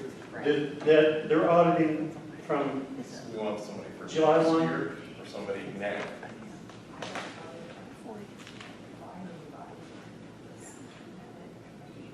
I'm sure we can. I'm sure we can. Speak up, Mrs. So Cagle. I think we're probably gonna have to interview people. We're good. Okay, your thoughts? My dad says Randy knows way more than I do. And if he's not happy, then I don't see why we can't Find someone else. investigate this. Because I don't know enough about it to say more. But I understand how late it is too. Yes. So, couldn't we have him address your questions in this upcoming audit while we start to search for him? if that's what the board wants to do, the one thing we got to do is keep the process. Yeah, I looked in here a bunch of stuff that he's supposed to do. He's doing our ASAs, our AFRs and everything. And he should be reading some of those documents, not me sitting in the audience reading this important part. That's where a lot of my stuff that I brought up in the audience. But I found out after. This school board should also have this copy of that audit. He's promising me that we even October 15th, that is when the audit is due. We're supposed to turn that in, October 15th, Or you can get a waiver. up to 60 days. There you go, that's what we did last Right. year. Each and every board member But I thought you received heard a Randy, why do we have to copy. wait for each time? Because of scheduling, But he's been late every year. He's turned them in November. Our previous auditor occasionally had to get one too. And I might be fine. But these audits are going in no board discussion, and when you do bring things up in errors, and when he was here 2 years ago, he said there was some errors. Nobody wants to correct those errors. To me, I am misleading the state. Now, if we want the kids to follow the rules, boards got to start following the rules. If you find a simple mistake, some of it is a simple vote. All the board has to do is read a resolution, transfer this money, and transfer $10,000 from line 2340 to line 2330.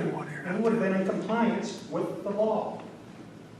But because the board didn't do that, and nobody's catching it, as long as the state doesn't catch it, what are we going to do? And I don't want to be sitting here knowing that this stuff is done incorrectly, not reported, and some young intern in Springfield, look at Creve Coeur. Let's go back how long they slapped my hand for something I had nothing to do with. And then I'm sitting here tonight trying to, and I want the auditor to work, but I'm not saying anybody's stealing any money, which is not reported. I don't have to go. I actually had the It's same just on the wrong. I was gonna bring up the orientation, so. Okay. And if you give me 15 minutes, or it's only 15, coming on 15 minutes, I can explain it. You know, bring papers and show you. We have shall too. Okay. I need a consensus of this board, what they want to do for the auditor. Do you want to look for a new auditor now for last year's budget? Start with this. And every time, Mr. Giddens, I'm taking it as yes from you. Skylar. Stragan. Yeah, Scranton.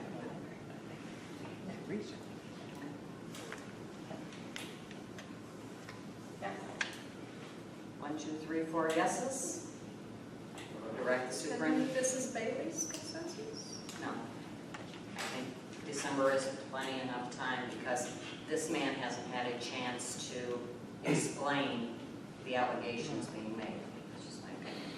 But the vote was 4, so we will direct the superintendent to please do whatever you need to do. How many? How many would you like? Oh, At least 3? Number 3, we can get 3, 3, yes. 5? If you're comfortable with more than 3, No, it's not me, Mr. Gibbons. we need at least 3 people to come. Me, Okay, 3. am I going to call 3 or am I going to call 5? Ask Okay, all 3. right. You're the one that has the Biggest the concern. biggest concern about this. Mrs. Tyler, you want 3 We're or trying to 5? satisfy you, so let's, you give us what you want. Okay. Mrs. Reagan? I like 3, but I'd also like this gentleman to come in too. Maybe he'd like to come in and explain. As one of the, okay, that's a different, we're talking about If you want to this make being it number 4, I'd an make it number 4. interview, being an interview process, having proposals, bringing these people in, talking to Okay, them. 3 without this gentleman. Make it simple. 3 without him. Yeah. So that would make a total of 4. So you're going to contact as many as you need to get 3 of them to come in. Is that correct? And Mr. Hill, me, please. So, you're not going to contact 5 and only 1 show up. You're going to get 3 in here to interview. And And if then Three we contact 10. And we need to look at that, if you can't get 3 in here, Let's do it. because it's such a short time, then we just say, okay, we want the numbers, Fine. discuss it with them, Okay. and then we'll move on, Right. in December. But I just, to me, I think this guy, we should give him a chance to explain. You know, and that's fine. Dave? But there's one thing I have to say. I got to be fair to all board members too. And I know you worry about the time. Where's that? We have to have the final audit, our final date is by December 15th. If we stay with them or anybody, regardless of our audit. And if the audit, from what I understand, if the audit is not completed by December 15th, then the regional, the ROE, Castle County, then it's their responsibility to hire an auditing firm to come in here probably in January and do that audit. And then bill us. so it's still. So we don't get it done. So if that happens, Okay. I don't want people surprised if we can't get it done by December 15th. Sounds good. All right. Date of meeting? I mean, people a timeline on when we're wanting them to come in and interview. And you expect the board to interview? Yes, That ma'am. was the superintendent's. No, ma'am. I think this is because of the issue. If you designate Mr. Giddens to do it, fine. But I don't want to interview because I believe Mr. Colton's doing a fine job. Okay? So I really don't want to be put in the middle of this, and I don't want to not ask the questions that Mr. Giddens wants answered by these other auditors. So I don't believe that in this instance, that it's in my best interest. To do that. Well, and Mr. Giddens does know the questions to ask. I mean, I can, He knows what he wants to know. right. I can give you some questions, but I'm not qualified to interview anybody about it. I cannot do a budget, but I can read a budget and understand it. It would Okay, take me a then, very if you're long not time to qualified, But when I'm reading his report and seeing all this stuff that's being reported incorrectly, and I know it's the board's responsibility, pick a date. I'm more concerned about what date do we want the audit completed. If we tell Pick a them it has to be date. done, We have to interview for auditors. We need to do it as soon as possible. Do it in August, I'd like to be here. Okay. The off Tuesday in August. all right. How's that for a date? No. Somebody else with a calendar can look it up. Okay, Tuesday, all right, on the off Tuesday, first or third. right? Yes. Third, I believe 6 o'clock, our regular time. Yes, Okay. hopefully the Litchfield building will be done by then. Wallingford goes August I'll be back. 1st, goes August 4th, or 2. All right, are we finished on the auditor? We've given the superintendent clear direction. Sheriff View vandalism and security issues. Mr. Aldridge? The insurance adjuster's report and the insurance claim manager were not available. Well, the claims manager was not available today. I talked to the adjuster, and he submitted his preliminary report to the insurance company. So eventually, we will have a finalized report from Liberty Mutual, Indiana Insurance, regarding this whole claim.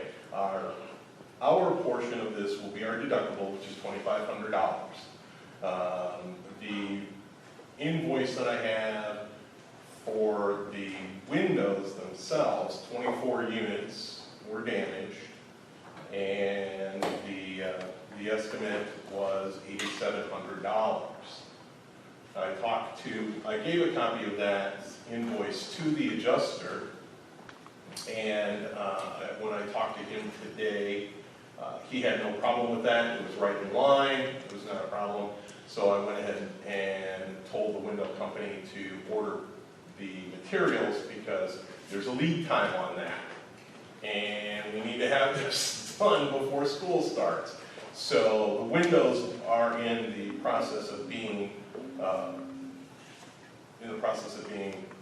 fixed and repaired. I have also contacted Bradfield's computers equipment to get the invoice for the new smart board, as the smart board in Ms. Clark's room was destroyed. So that will be forthcoming as well. As far as the rest of it, the outside graffiti and marks that were made, we have spray paint and permanent marker on our stone and our brick masonry. I had ServPro and Service Master came out, and they are preparing their proposals as well. Our staff have tried to take it off of the brick. Ms. Thousands, would you like to give them a report on how effective our means of getting it? We used every chemical in our arsenal. Nothing would touch it. We were able to lighten a couple of them. They just went from being black to white. We tried power washing, that just ate at the brick, and you could still see what was there. Etched into the actual Yeah, masonry. it just Yeah. ate at the brick. So, I mean, we tried everything that we have and nothing would work.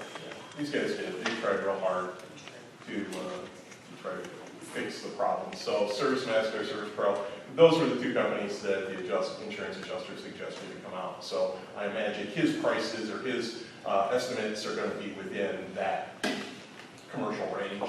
So as soon as we have all of that, we will move forward as quickly as possible.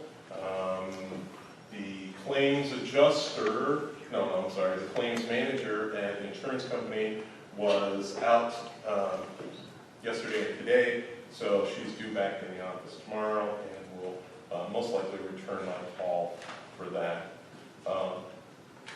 Given that this was an act of vandalism, there are certain statutory limits on the criminal code as to when someone is caught and arrested. As the monetary amount of damage goes up, so too do the consequences to the individuals that perpetrated. And right now, our safe estimate, our low estimate is at about $12,000, which would put this into the felony range. Yes, so these individuals who caused all this damage, when they're caught, will be facing some very serious criminal charges. So it's indicated that it may have been four young individuals. Two of them were, this is all speculation, but two of them are potentially or possibly Parkview students, and the other two are not. We're not sure yet. I'm getting a lot of resistance from Creve Coeur Police Department regarding the report. Because school hasn't started yet, I haven't pushed as hard as I will if I don't get the report regarding the arrest of two of the four individuals. So 2 individuals have been arrested, and the other 2 are still outstanding.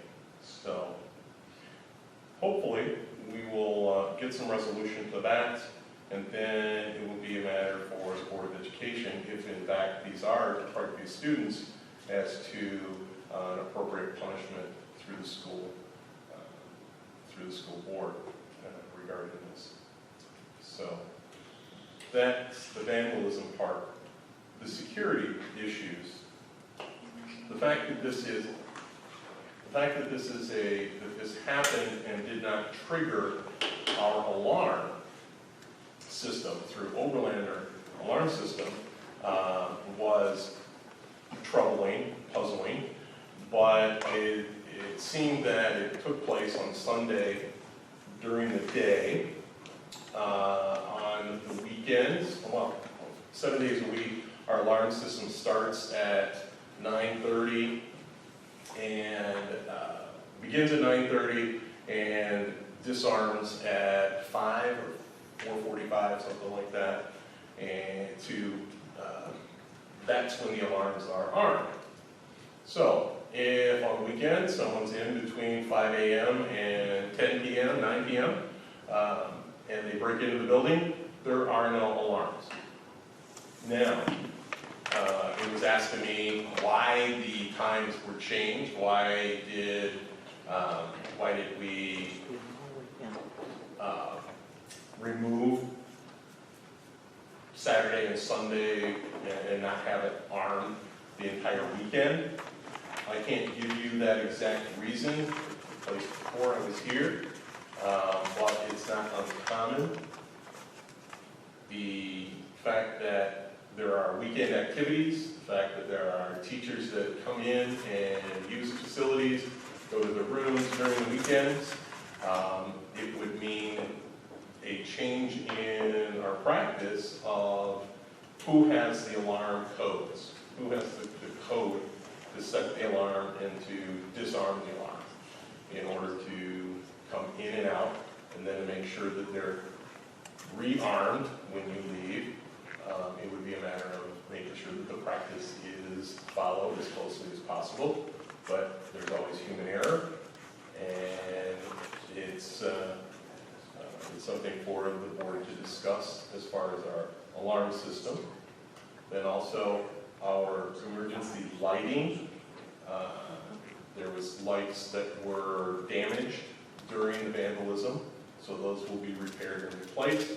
There are some old outlets, and on the that side of the building, not outlets, but the actual light fixtures are significantly old, and I can't get a handle on or can't get information about. Some say that those are Ameren lights, and that they're responsible for them, and some say that we're responsible, so I'm not quite sure. Those big street lights that are on that side of the building, there's 2 of them there. So that's something that needs to be investigated. And our security camera system is not inoperable, but it was not functioning and in place during that time. So it's something that needs to be worked on, because at this juncture, I didn't know that it was not functioning, but I was told that it had not been functioning during the last part of the school year, but then over the summer, it's been readjusted, and now it is functioning, but I don't know what it functions to, whether it's being saved. I don't know how the system is pretty old. I'm not sure which cameras are actually working, so there needs to be some investigation into the security issue and whether or not it needs to be updated or just live along with what we have. So at that point, or at this point, that's what I have for Parkview vandalism and security. Any comments on the security? I think that was a concern for the board. I have a question. So don't the teachers have like fobs to get inside the building? Mm-hmm. Is there any way that we can have an alarm system where if you come in with the fob, the alarm will go off? Because, I mean, I don't know if they're tied together or not. they're not. They're not. So Maybe they could be. yeah, because that would be an easy way, because then it could just be left down all the time. Okay, but someone comes in with a fob and it's turned off, Then you that get the person fog has to to go out. remember to turn it back on Oh, and no, arm it's it like and an come out. automatic thing. Well, wouldn't it be? It's a motion sensor though. As you move around the building, It's not. yeah, it's not an off and on, no, yeah. Now I had, Yeah. I used to get calls, like if they would hang papers too close to the thing and a paper would blow or something, it would set them off. I thought it was just for like No. the outside. But I'd rather have false alarms than have our buildings damaged. I have said since I got on this board, I never can understand why the first person in does not turn the alarm off, and the last person to leave the building turn the alarm on. I don't get it. And if it's during the weekend, I mean, how often does it happen? Why can't we have just one point person that would come and let that person in? Well, even if it's like, say, they're doing basketball practice, why can't the person doing basketball practice turn it on and off? Then that goes to who has the security code, who doesn't have the security code. Why not Who do did college they tell teachers? you? Who I did they think tell? most of the staff has the I'd be very codes. surprised if. I think half of Creve Coeur has the codes. But it takes a key or a That's fob scary. and It is. the code. But I'm, I there's think no that's the scary, point. there's no scary because they do nothing on at all. Mr. Giddens? A lot of these alarm systems that you're talking about, I'm guessing it's keypad code. When a lot of those alarm systems, you can have several people. I have my own code. My boss knows who came in, when, because I use my code to go in. And if that Fob building was left, registers. if that building was left unsecured, then he knew Randy didn't secure it, didn't arm it. What your fobs say who comes in and out. Okay. So then I guess we don't need a whole bunch of codes, but, you know, we We can just have. have an arm and disarm codes, correct? Can I Yes. say something? For years, we all had the code, and it was just a respect thing that we would go in and tell the principal, I'm coming in over the weekend, and whoever the principal was knew that we were coming in. We would come in the building, key in, or put in the code, and then when we left, we would put the code in and arm the assist, you know.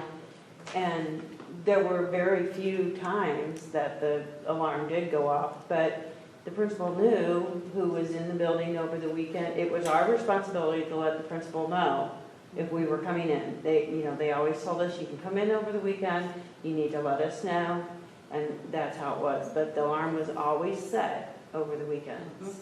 I think our insurance company wanted all of the staff to let an individual person know that they were in the building. And that's how it always, I don't remember when it changed, but somewhere in the years it has changed. But that's how it was for years. Well, and here's the other option. If we start getting, because we get fines from the police department, I think you get so many, 3, then you have to start paying. Yeah. And that's I gonna be don't the know, I don't know where responsibility. it changed, but that's how we did it for years, that we just had to let All right. somebody know. Do we pay more for 24 hours on the weekends for time? Like, I don't know, it's a flat fee. It's just a flat fee. Okay, Yeah. so what if the alarm goes off and they get a call? That's a lot cheaper than paying a $2,000, $2,500 deductible. I agree. Who gives a crap if it goes off 5 or 6 times throughout the year? I If you get a $50 charge or $100 charge from the insurance company. but if we continue, we can look and see if it's a certain person that continues to Right. forget, then we can say, you know, you gotta stop. I mean, that's a lot, that would be a lot of false calls throughout the year compared to one claim of a $2,500 deductible. Because now all of Creve Coeur knows that on Saturday and Sunday, the alarms aren't set. Well, So- then, we're gonna change that. We'll talk about executive session what we're gonna do, so 9/11 plan. Okay. I think they do it anyway, apparently, because that's what it was. Are there magnets on the doors? I'm sorry? When I open the door, is there like a magnet detector that knows that door open? Or do we just have motion detectors? It's just a motion detector. Okay. Once you have the fob, then it does. Because I was always the first person they had to call for my building. When they called me and said the alarm's going off in the warehouse or in the office or something like that, my first question is, any glass breakage? No. Any doors open? No. Okay. Don't call the police. A spider has just triggered one of my motion detectors. Okay, am I hearing? Yes, we do that, and when we know that there's They something. call the going on. staff Right. first before they call the police. Yes, we're notified, we have, Mr. Dwight here in town, Okay. that he's first, because he is here, he can come up and, make those determinations to see if there's been any kind of breakage or damage or anything like that, or if it's just, sometimes it's the police find that there's a door or a window that hasn't been secured, things like that, so we stop them. I had specific issues when last couple of years, as I was staying late into the evening, I was setting them off. I would be sitting at my desk and realize, oh, it's 2:30, I need to go home. I get up, and then there was a motion, and it set the alarm off. And so they would call me, and I would tell them, false alarm, here's the code, we're done. So we do stop quite a few of those. There are quite a few calls during the school year that are like that. If we get a groundhog in here, or not groundhog, but little ground squirrels, yep, we had one in here. Gets in here and starts running around, it sets off the motion detector. So when we know those things, we do let them know. So if we're going to discuss security plan and things like that in executive session, I don't know that was anything that was on the agenda. So we'll have to make note of that. Okay, am I hearing a consensus that the board wishes to talk more about this? All right, can I stop you right now? Let's take a 10-minute break, and we'll come back and finish the construction update. Okay? Okay, right. Recess for 10 minutes. Convene the meeting. Mr. Aldridge, we were on construction updates. We have started construction with electrical projects in LaSalle regarding the updates for the electrical system down the kindergarten hallway. The electricians have been pulling wire pretty much last week and this week, moving down the hallway. They've been up in the ceiling, and we're able to overcome whatever obstacle was in the way previously, and all the wires will be able to be run above the ceiling and instead of the PVC pipes down the hallway. So that is being taken care of. They're just moving right along. As far as Litchfield, I know that the electrician has been there and he's done his part of the job as far as bringing the cabling, data, and electricity out to the plugins that we need along the wall on the big room.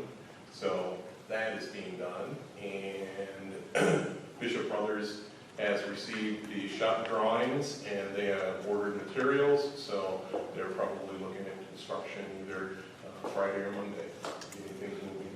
So they'll be moving along. We have contacted a moving company for moving our office over to the Litchfield building because of all of the filing cabinets and records and everything. Well, you guys have done this a couple times, so you know what it entails. It's going to take moving some strong individuals with special equipment to make that happen. So We're still on target for the date of August 7th. That's their substantial completion date. So that's what we're going to hold them to. That's correct. Emergency preparedness plan. I don't know. I don't know if what this, after all of this conversation, I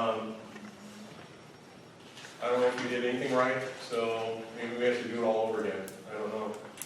I guess we'll just wait and see after the discussion regarding all of that. But we held our meeting, and we took care of that. We made changes and revisions to the actual document itself. That has been prepared, and we'll be taking care of distribution of that. What did we say? Board members receive one in their packet next. I put it in the orientation. That's right. Put it in the orientation folders. That's right. The binders. which everyone will get one. That is correct. Yep. I have that there. So, very good. After school programming. I'd like to discuss initiating an after-school tutoring program to begin right after our first assessments.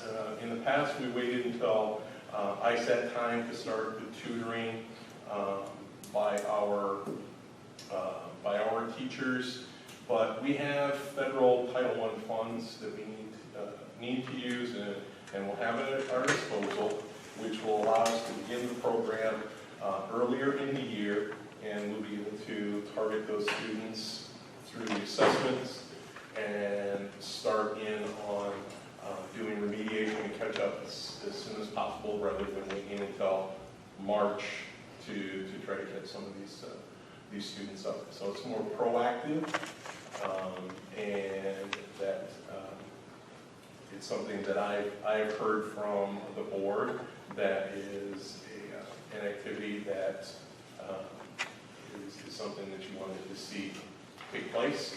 So I just opened that up for discussion and direction. Is this at both schools or just? Well, my vision is LaSalle right now, because we have the Tazewell tutoring in place that's already functioning here at Parkview. So we would just let that program continue, and they start You don't know. Oh, yeah, well, Or do you know? What, when the tutoring starts? Yeah. They have to send out a form first. Right. And so as soon as So it's like, as soon as the forms go out and then come back. that was like the beginning of October, we Yeah, started getting pretty it much, really because- together Yeah, as far as knowing which students to target to send it out. yeah. So, So after the assessment. It was all in Sylvan at LaSalle. The after school, don't we have something at LaSalle that we already help them with homework? It's kind of like the daycare portion of it. Like the latchkey? Latchkey. Latchkey is not a tutoring situation. It just helps them with homework and that's it. There is some homework help, but I wouldn't say that it is any kind of tutoring or instruction. It's just mostly, it's the latchkey people helping the students, which is always, it's always good. Everything is going to help, but having a specific program and getting volunteers of our teachers to actually take on the project, that's kind of my vision for this. Okay, For all grade levels?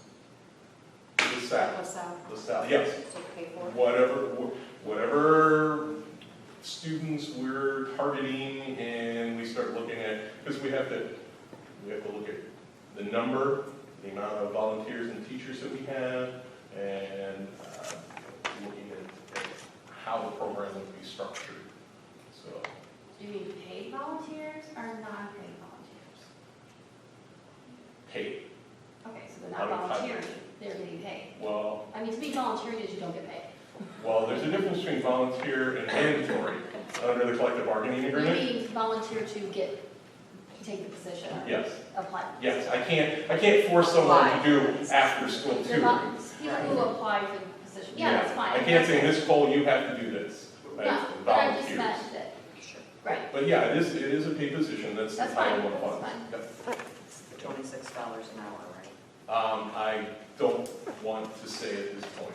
and then the contract, Mrs. Radovich says, yes, that's the Yes, contract. that's the Okay. Well, We may be running it through, because it's Title I money, and we have the federal TRS situation. I'm talking with Caswell Health Department to be the administrative agent for the program. So They don't have a contract with our teachers, is that what you're saying? they don't have to pay the federal TRS portion of that, correct? but we would still pay them the same amount, I'm sure. I'm sure we would. are we doing it now? Right, but we wouldn't have 33% Gotcha. TRS. Yeah, I understand that, Okay. I just understood, okay, Right, I got it. Okay. okay. But other questions So on that? there's just a lot of little nuances to all of it, so. Well, I think it's a good thing because last year I know Mr. Joker said that there was students that were on the waiting list to be tutored. So I really, if people are interested, I think you can have a waiting list. I think we need to restructure that, kind of after the teachers' meeting. I heard a lot, we don't give homework. That's what my next thing is like, what are they gonna help them with? That's why it's not homework, it's more tutoring, it's gonna be, Structured, It's very structured. structured. well, looking at the interventions where the student is and working on those type of skills where that student is having specific problems. So yeah, it's not so much do your homework, Right. homework helping, this is more skill-based and interventions of like, what does the student need to help them move forward? So are they like, she's saying, what about books and they don't have those supplies? I mean, if they don't have textbooks. Maybe they would have a computer by then. Okay, I mean, I was just wondering, maybe. We have a computer lab that is open and available, the teachers use, their resources to help these students, so. I'm sure they would be coordinating that with the teachers as well. So, and then each parent Correct. signs a waiver saying that they have access to the students' grades and students' weaknesses? Because that's a FERPA violation, if not.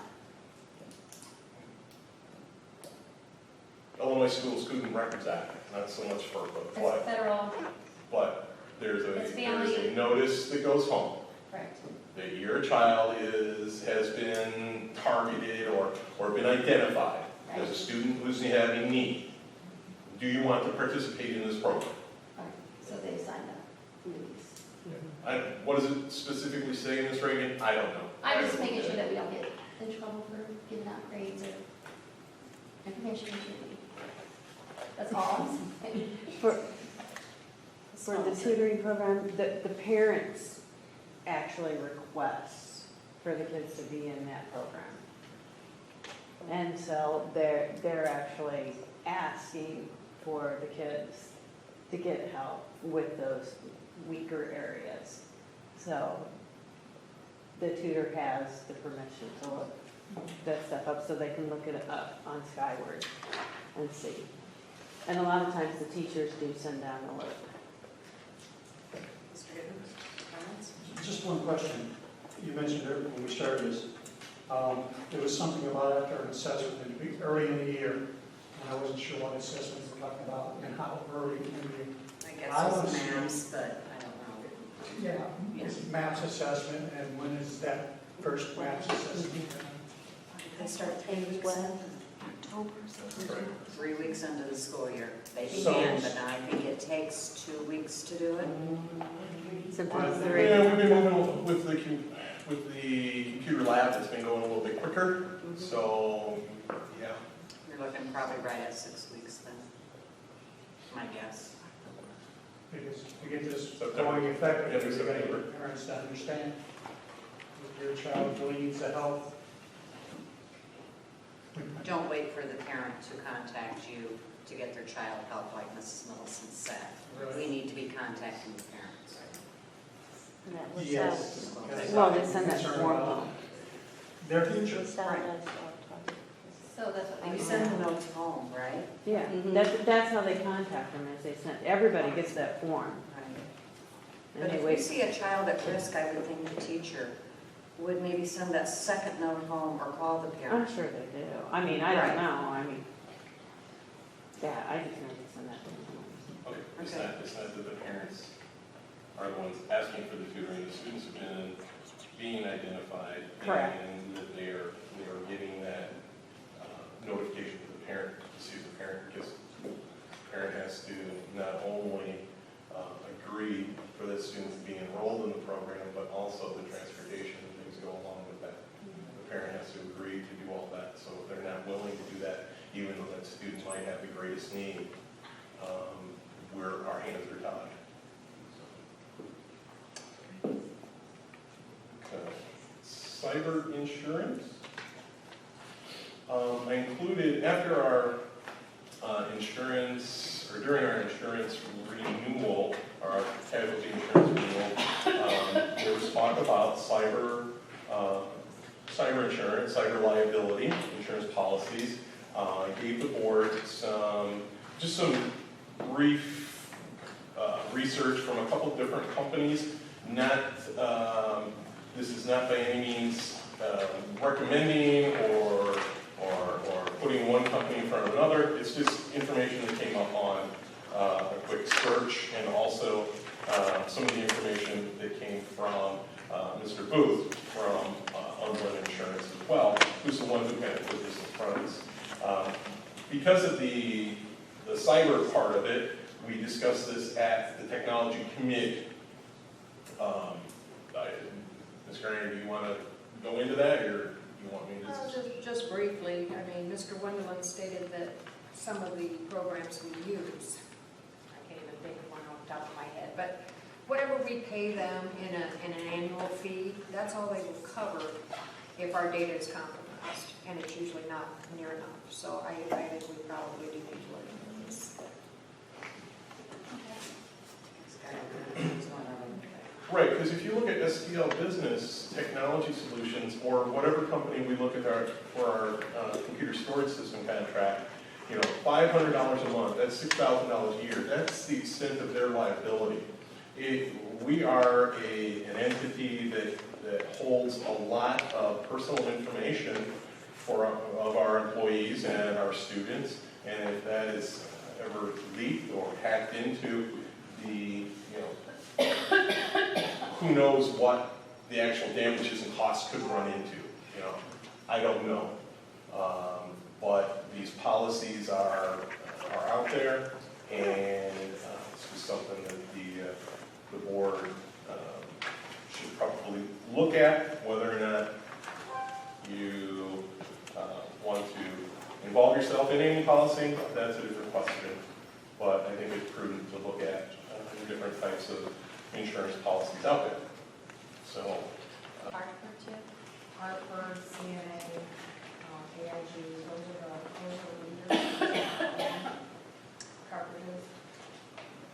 I think it's in that Breesley material, what caught my eye was their final paragraph there, page 2. It says, finally, the capacity of human beings to make simple mistakes, such as sending an email to the wrong address or losing a laptop or a flash drive, is almost limitless.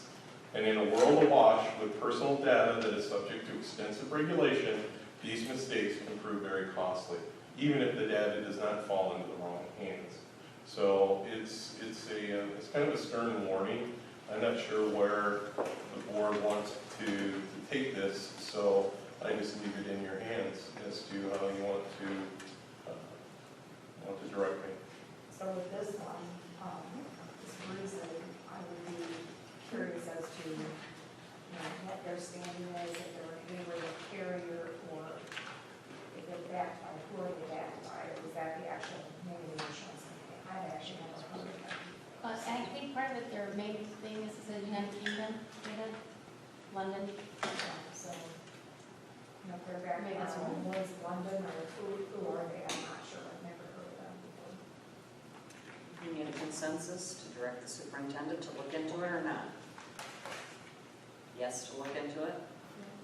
Yes, I'd like to have at least 3 quotes.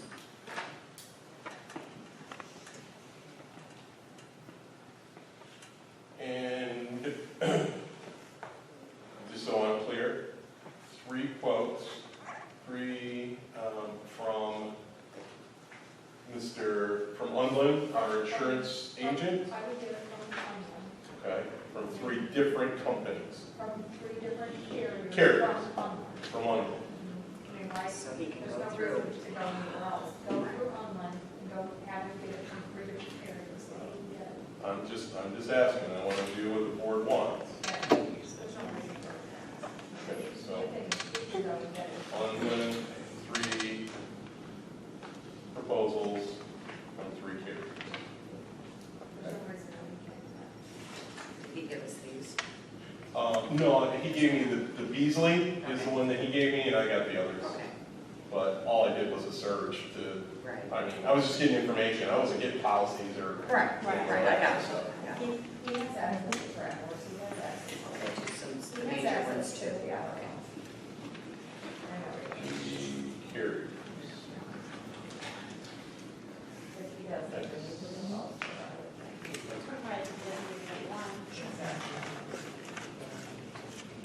Yeah, it looks like Beasley is in the United Kingdom. And then they have 2 different USA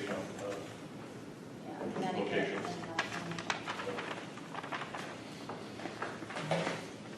Unpaid school fees? Unpaid school fees. At the end of the 2014-2015 school year, as of 7/2, you can see the textbook fees for LaSalle School is $625 outstanding. Parkview School, $640 outstanding, for a total of $1,295 outstanding for this school year. You'll notice that on the next pages, I've given you the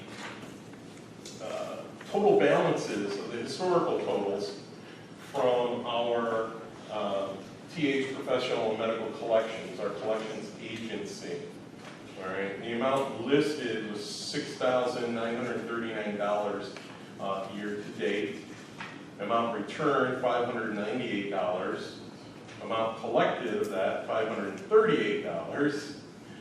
Take out their fees, and we have a total balance remaining of $5,803.75 plus the $12.95. So we're looking at $7,000 overdue school fees. For 1 year. $1,295 is for the 1 year. The $5,803 is the historical, so everything up to 2014 school year.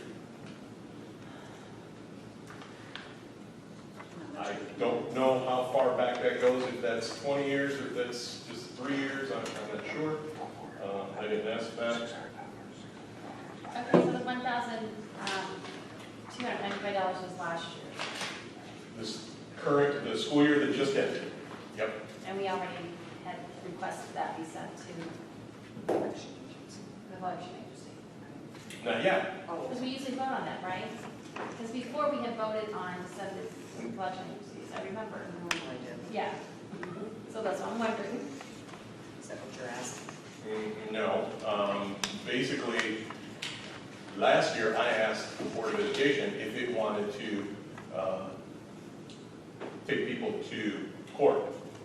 I remember. Collections going to judicial recovery. And it was decided, the board consensus was that no, that's not where the Board of Education wants to go. This $1,295 is sitting there right now. We made 3 collection letters letting individuals know that they are behind. And these are not individuals who are eligible for free and reduced lunch.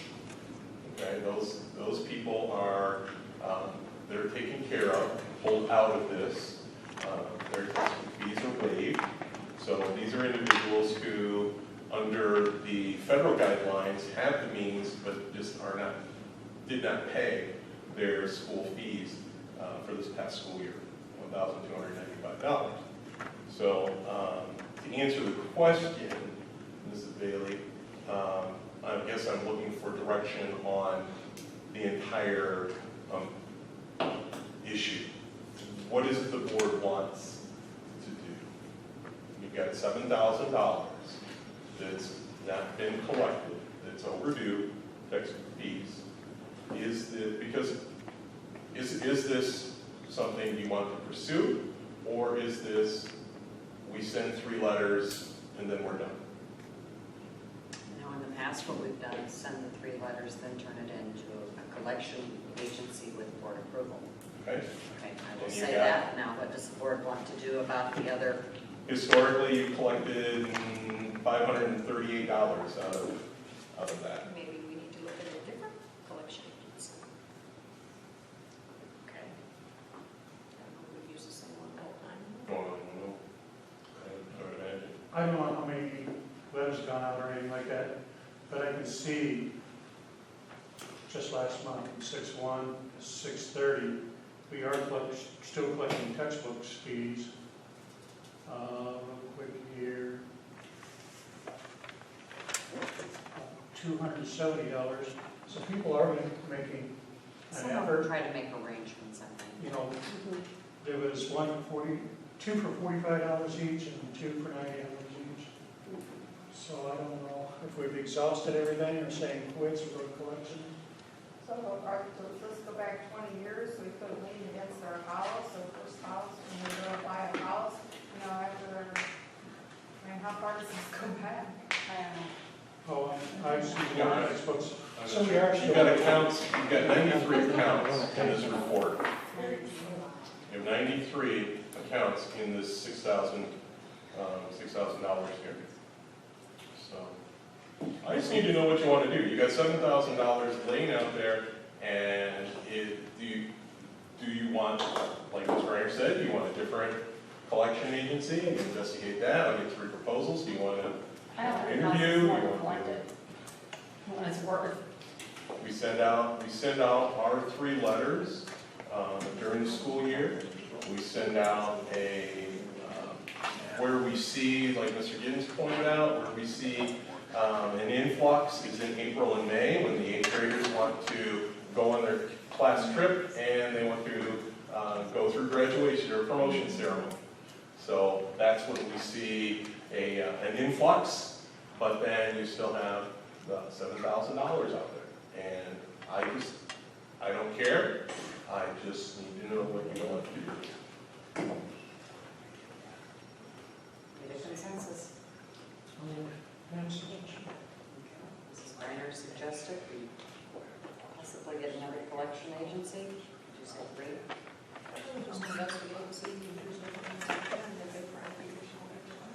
Investigate for different collection agencies.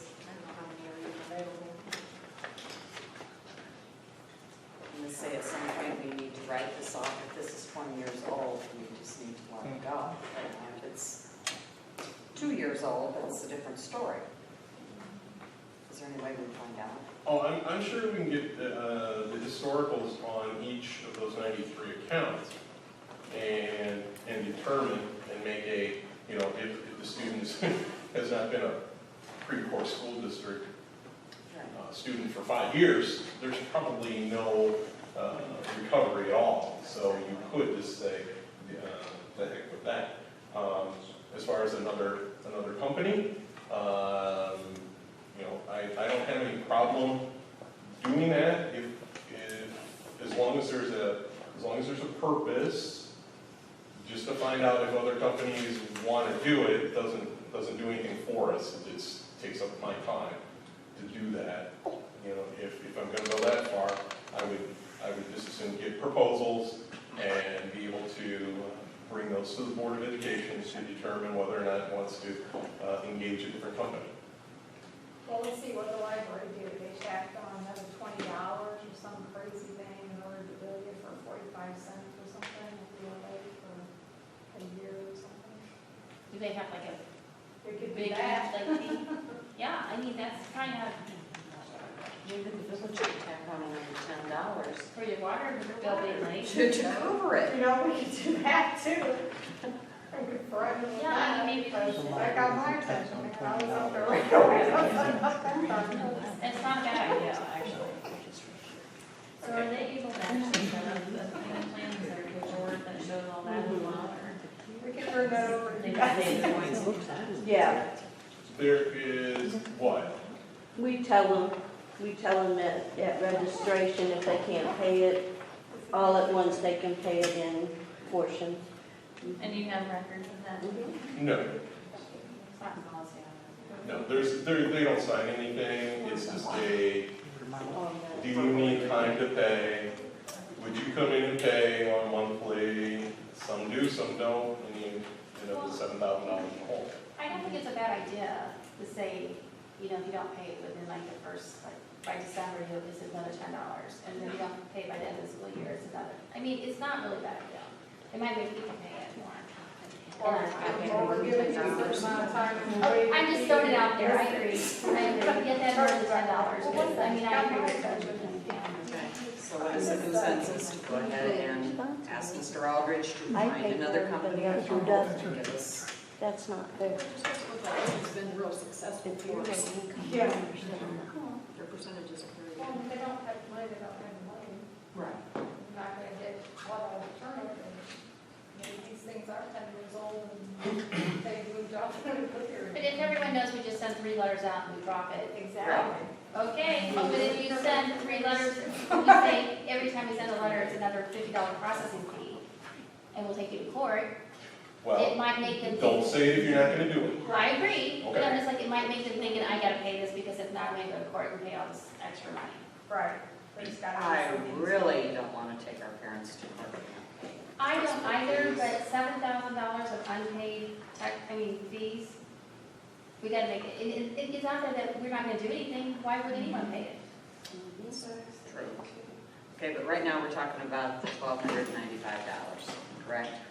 If we get another company, are we going to try to go back? We don't have the information, do we? Sure, we can pull our account, we can pick our account, and all of our information goes with this to another company. All right. Yeah, there's no problem with that. Is that clear? How much? $62.40 Or some might only owe 40, like others might owe 200. Historical historicals for each account, we'll be able to get that. And to know if we have 10-year accounts, we just need to write them off because we're not going to get it. Right. All right. And that, as far as I know, that could be $4,000 of the $6,000. I just don't know that. So we'll get that information first from TH. I'll contact 3 other companies to see what their process and procedures would be, what their accounting is. I think they are, what is that percentage? Their commission fee, $600, they got 162, so what's that, 22%? 22% commission on whatever they collect. We can see what other, if there are more advantageous rates for us or not. We usually do this before July or the unpaid, no? I don't think you could. February? To send it to collections, yeah, Okay. it's usually done in February. If you make that motion, to send Right. it to collections. For last year, or for this year. Like, in February, for this year. It doesn't actually get sent to collections until after school is out. Okay. But the motion is made in the spring to Okay, send it. and then you send it if it's not done by the end of the year. Okay. Just clarifying, thank you. Technology position? Yes, ma'am.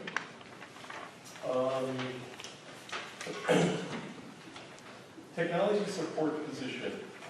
And I just received this morning a job description for such a position, but I guess the real discussion needs to come from our teacher meeting, and I think it was pretty clear from our staff that use technology that there's kind of a disconnect, there's a gap in our technology service with turnaround times, lag time for something being put a ticket in and then it not being addressed until a day or the next day or a day later.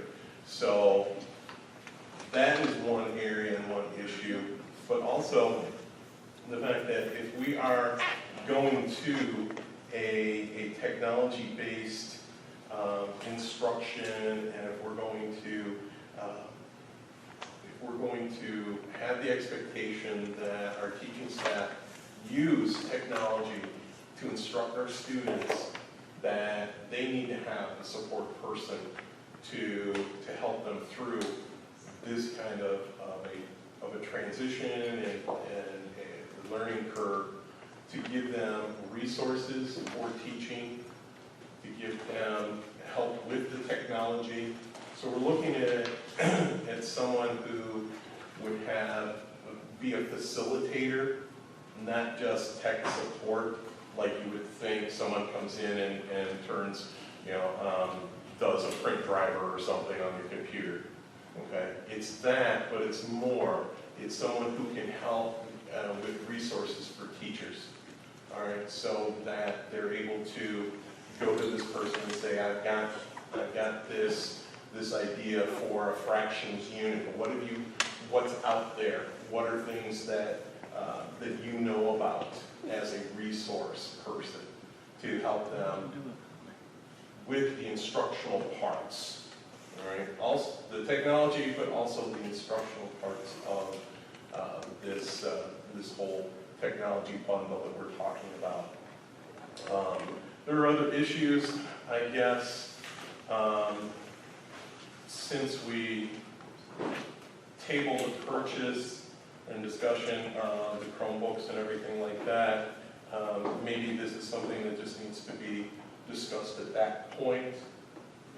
So, because if the board's not moving towards making purchases, then this isn't really a position that you would necessarily have to have. Because if we aren't giving the teachers the technology, or we're not, moving towards that, then this is a conversation for a later date. So. Do we have a job description yet for that? No, I just got one from a colleague superintendent here in the area who just with Mr. Wendelman's help and some other superintendents, he just created this position. It's more, they call it a technology facilitator, where it is that not only the technology aspects of it, the nuts and bolts, but also the software and the resources that are out on the internet to help teachers that way. So it's something that I just received, so I will have that flushed out more for when we get to actual purchases. Math interventionist position. I think we all heard at the roundtable meeting that math has been a concern, is a concern at both of the schools, at both levels. Parkview had a part-time math interventionist position. That was Mr. Sorensen, and then he left. It was I guess we call it a part-time position. He was here, he was a retiree, so he had 100 days that he was employed by the school district, or up to 600 hours. And he was here to provide those interventions at the Tier 2 and Tier 3 levels, our students that have the most severe needs. Just like we have Ms. Bullard and Ms. Turner as our reading interventionists, one at each school, it is something that I think the board should have discussions about mathematics interventionists as well, be that one person between the two buildings, be that two people part-time, retirees, 100 days, or be that a full-time position at both buildings. I think the board, I think you heard what the issue is with the teachers, and the fact that there's a lot of our students that are coming with a lack of the basic skills, and there's just not the outside learning that's going on. So it's once they get here, we're having to play catch up. We have our students that are identified with maps that need Tier 2 and Tier 3 interventions. They just need more time. We just don't have a dedicated position to do that at either school at this point. So it is something that I think the board needs to discuss and determine how you would like to proceed with mathematics in our school district. Board? Opinions? Are we looking at a math interventionist, which would have to be highly qualified in math, I take it? Yes, ma'am. So it's going to be hard to get. What class do the students pull out of? Be an interesting thing. Well, at the junior high, they do that during the encore time. We would need to figure out scheduling at LaSalle, since they haven't had that position. We would need to figure out how to work it into there. Yeah. I didn't want to put a whole lot into detail and scope of all of this if this was something that the board was not even interested in, because we're talking about adding at least one part-time person, maybe two part-time, maybe a full-time, maybe two full-times. You see what I'm saying? I wanted to have direction from the board rather than spinning my wheels and not giving you something that you're this palatable. So I just want to hear the discussion so that I know how to take this. Didn't this come out of the retreat? Some of that, yes, out of the retreat, the roundtable. And in here, I was looking at the performance responsibilities, and I thought we'd discuss even having an enrich program like we used to have with Mr. Sorensen. I mean, I'd like to see something in here for the enriched kids, the kids who could excel at math. pull them out as well and help them. That's what I would like to see put in here as well, as part of the responsibilities, because we continue to have a deficit in that area. Most definitely. We have 2 students this year that are in 8th grade that have finished the 8th grade curriculum last year. So Mr. C has been working over the summer to create for these 2 students. And that makes it hard. Right. When you're trying to differentiate a whole new grade, because it's not just bringing the 8th grade material into the 7th grade classroom now. This is 8th graders needing high school level mathematics. So they're the only kids that are going to be working in this. So it's a little bit of stress. I commend him for taking this on. We had looked at possibility of having some kind of cooperative with the high school. The problem is our scheduling doesn't allow. Well, transportation we didn't even get to because we thought maybe the parents would figure something out if this was a possibility, but it's just not what it's good for. So, Well, after listening to the teachers talk the other day, granted they weren't all there, we had about 22 teachers there. I think it's very much needed after listening to all their concerns, but is it needed for a full-time or to go between both schools, or is it needed part-time, hire a part-time, 2 part-time people? But you could say so. I don't, yeah. I have one based at both, at each school. As long as they communicate it. That's what I was gonna say, I'm kind of looking for which way to go, because if we had the one full-time, then it would ensure that it's consistent. But would they spend more time at one school versus the other school? That's the fear. And, not keep LaSalle out of it. But it kind of also sounded like, some of the teachers, I was kind of getting the impression that, you need to start also at the smaller grades to make sure that they're up to speed by the time they get to Parkview. Isn't that what I was hearing, Kathy? Yes. So it was almost like, so do we go to the expense of having 2 part-time and have them each at both schools? Or, at, one at each school? But the coordination, they do have the coordination between the reading interventionist, Ms. Turner and Ms. Bullard. They do talk, they do confer a lot. They work outside, especially with interventions and different resources and skills and sets and things of that nature. So, it's just a matter of making sure that they have that understanding that it needs to be.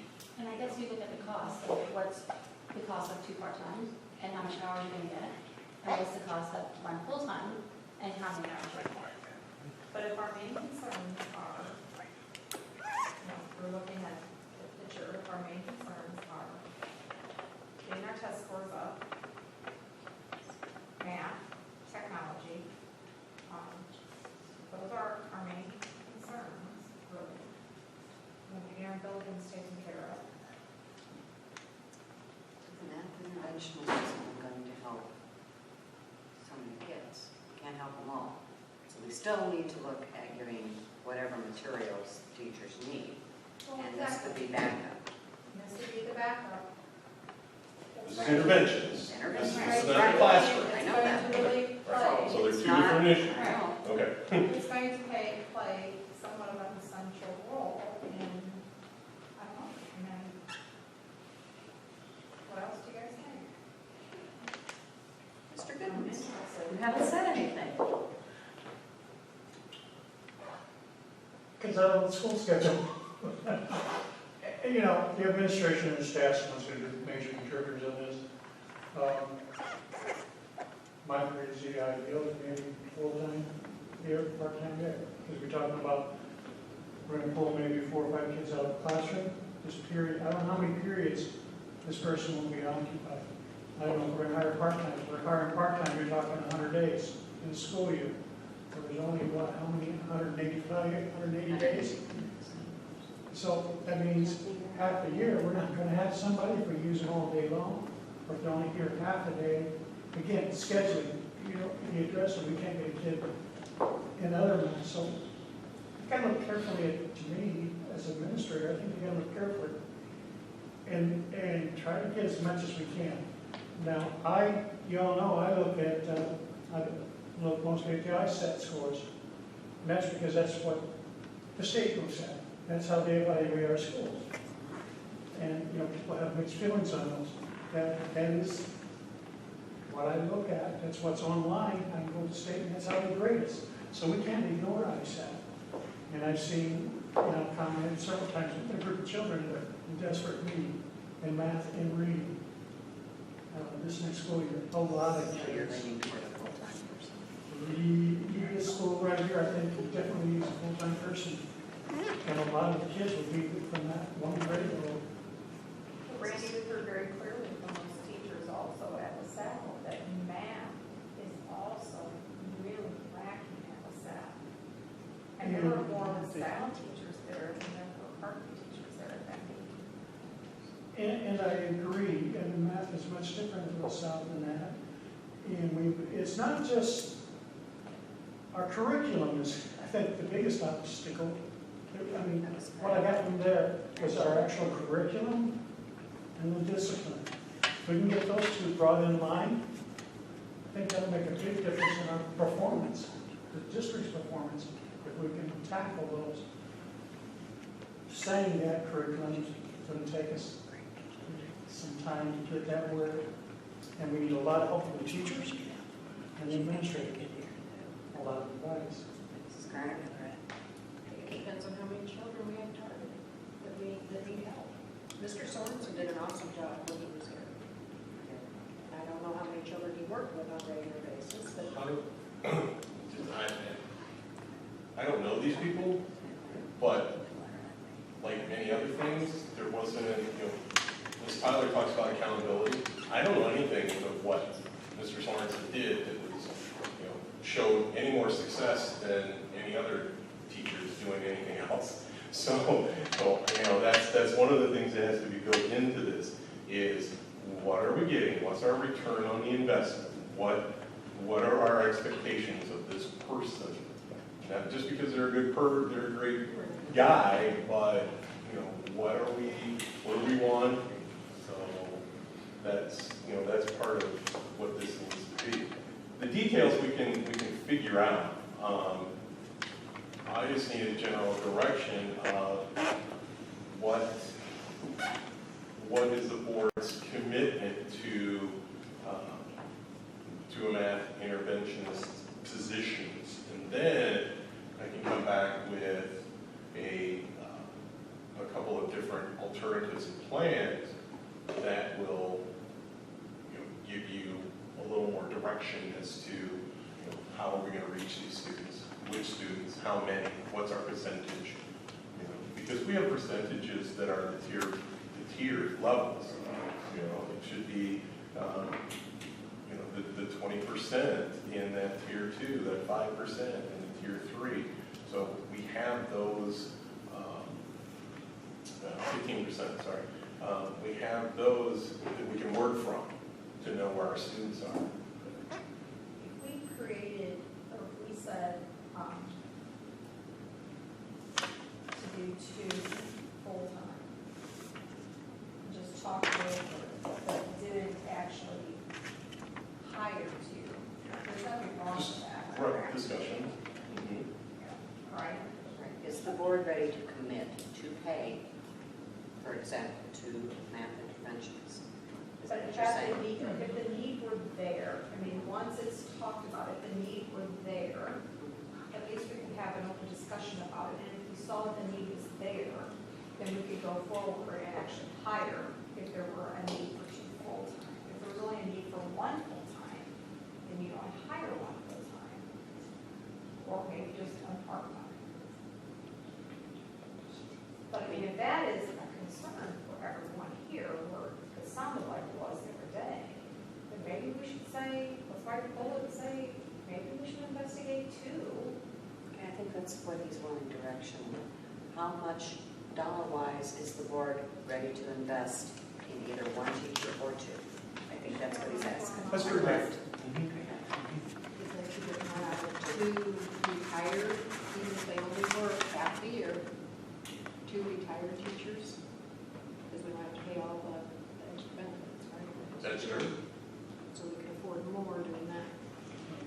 I would lean toward that way, if you could find them, but that's the other thing. Math teachers are far and few. One step at a time. Okay. Yeah. Because again, I'm not going out looking until I know what we're Right. doing. Okay, what I'm Which way to seeing go. from the board is two. I'm seeing nods, at least investigate two, you're not committed right now. That's fine. Okay. Maybe preferably if a retired person were to come. That would be an option. Okay. That's where I would, that in my mind, that's what I was envisioning, was trying to find retired individuals, one for each building, at that part-time, 100 days situation. That would be, like Ms. Gregg said, our best economic outcomes. So that's what I had in my mind. I'm glad the board is looking. Now I know what direction to go, and we can start hammering out some details and see if it's even feasible. And we can I think we talk all about the prefer gifted. I just think it should be in there. I mean, this school is never committed to Right, and the seventh, the eighth enriched grade. kids. And we need to start committing to the enriched kids. I mean, it's almost like disgusting. Well, and if we want, Val, I totally agree with you, if we want to raise the ball to the next level, then we've got to raise the bar to the next level. Exactly. And if we never provide any direction for those children, then we never raise it. Yeah, Right. because Enriched. here's Just something. gifted, just enriched. There's something that's on the road, on the horizon, is that East Peoria High School has gotten a commitment from Caterpillar to develop a program that kind of meets Caterpillar's needs as far as their engineering type programs. Mhm. Yeah, and that in discussions with Dr. Nagel about these ideas that they've been talking about, his whole thing was, it's gotta be, kids have to have the strong math background.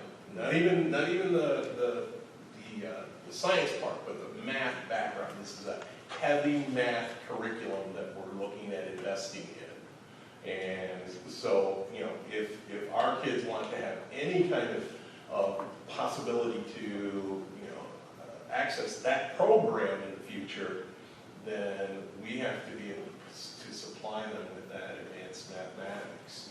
And when I say advanced for 7th and 8th grade. Well, and they also have an engineering program too that Central has that, like it's some type of program that we didn't have here, that when they got to the high school. And Val, why not Creve Coeur? I don't know, because I know when my daughter took the class, they said you're gonna be behind because Central already had it introduced, you're just gonna have to catch up. Okay, Right, one step at a Don? time. Why not? One step at a time. Well, and that way we need to talk about the computers to see if they would, that's one thing to do with computers, to see if they would support, Area. that they would support that type of program. That would be the Chromebooks versus the laptops. Mental health worker position.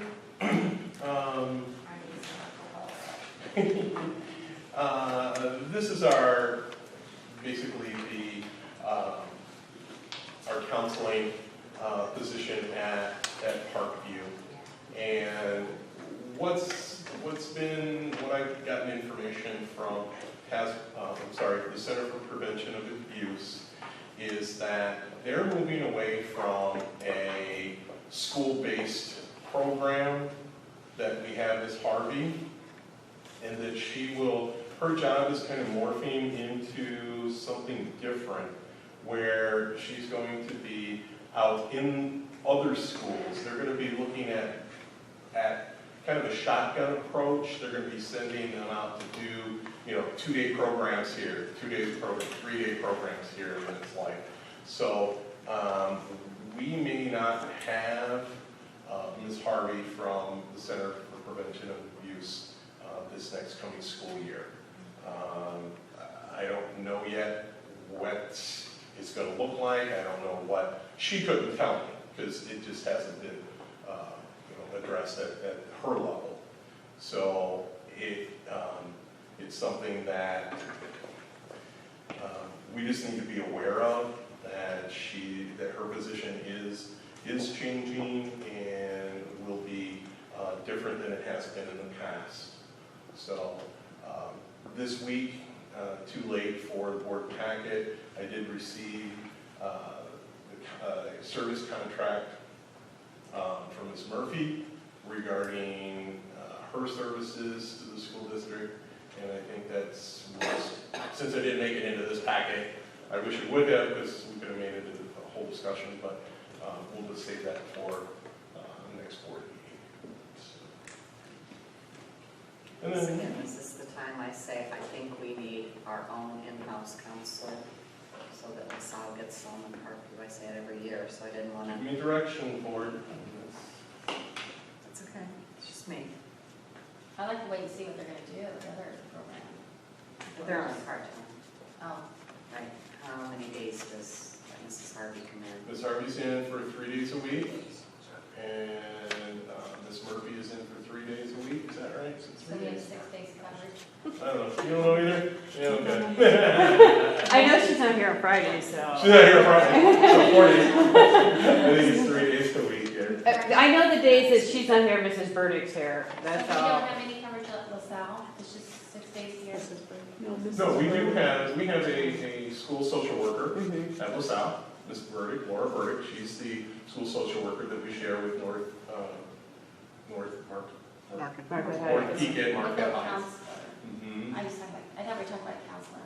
Sorry. She counsels. She does do that. She doesn't do specific groups like they do here, because it's more small individual social skills things. And we have Ms. May, too. Right, we have school psychologists at LaSalle as well, and she does do some individual things with students as well. And then our United Way grant is where we have been bringing in, kind of like the counselor you're talking about.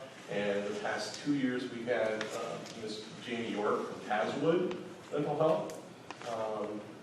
But that's all grant driven, so it just depends on how much money we receive from the United Way grant as to how much service we purchase from Taswood.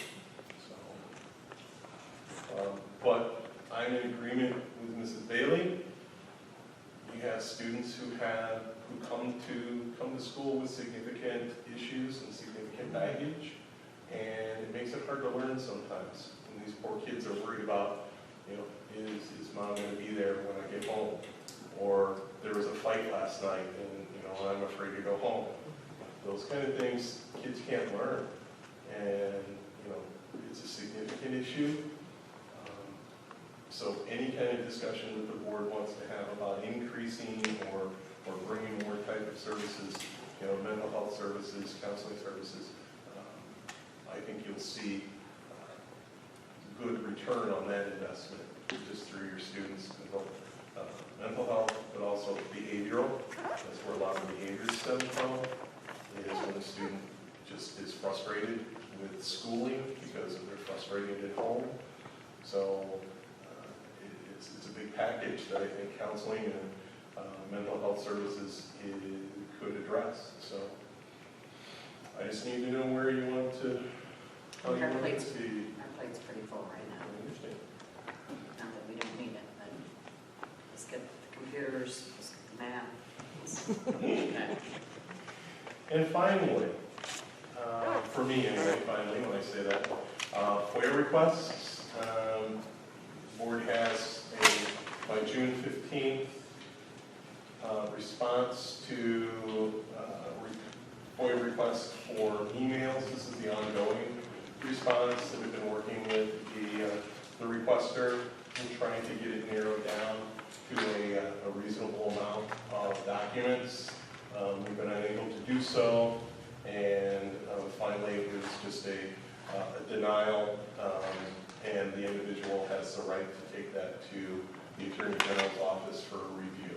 So I have not heard one way or another from the individual or from the Attorney General's office regarding this request. So I'm not sure what the status is on that, but I did receive another FOIA request. It's not in your package because it just came last Thursday. Did all of the board members receive a blind copy of that email?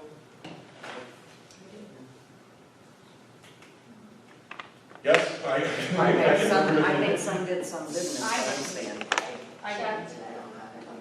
Okay. So then it's- Okay, I guess, which I suppose is irrelevant. So this requester is a group, for lack of a better term, and it's called Change District 76 and at gmail.com. So that's all I know. That's all I have.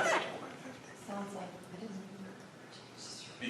The issue is that FOIA request is nearly identical to a previous FOIA request that we've been working with here. So I contacted the Attorney General's office to get a clarification as to identical FOIA requests from different individuals or a pseudonym. Do I have to respond to an anonymous FOIA request? Especially when I have a pretty good idea that it's the same individual, since it's identically written, or at least they're in concert. And unfortunately, the Attorney General's office said anonymous requests must be fulfilled, but if you've already gone through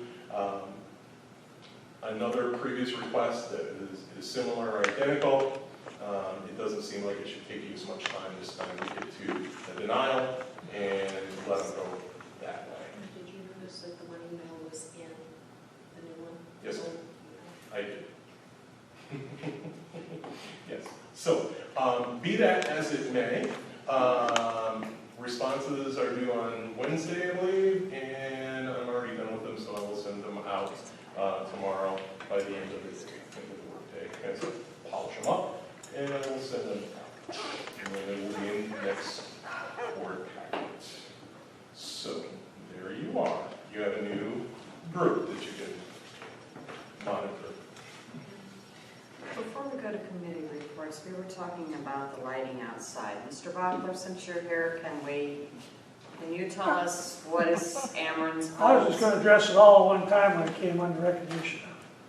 Well, that's okay. But since you asked me, I'll go ahead and do all of it. No, just do this what I asked. Oh, okay.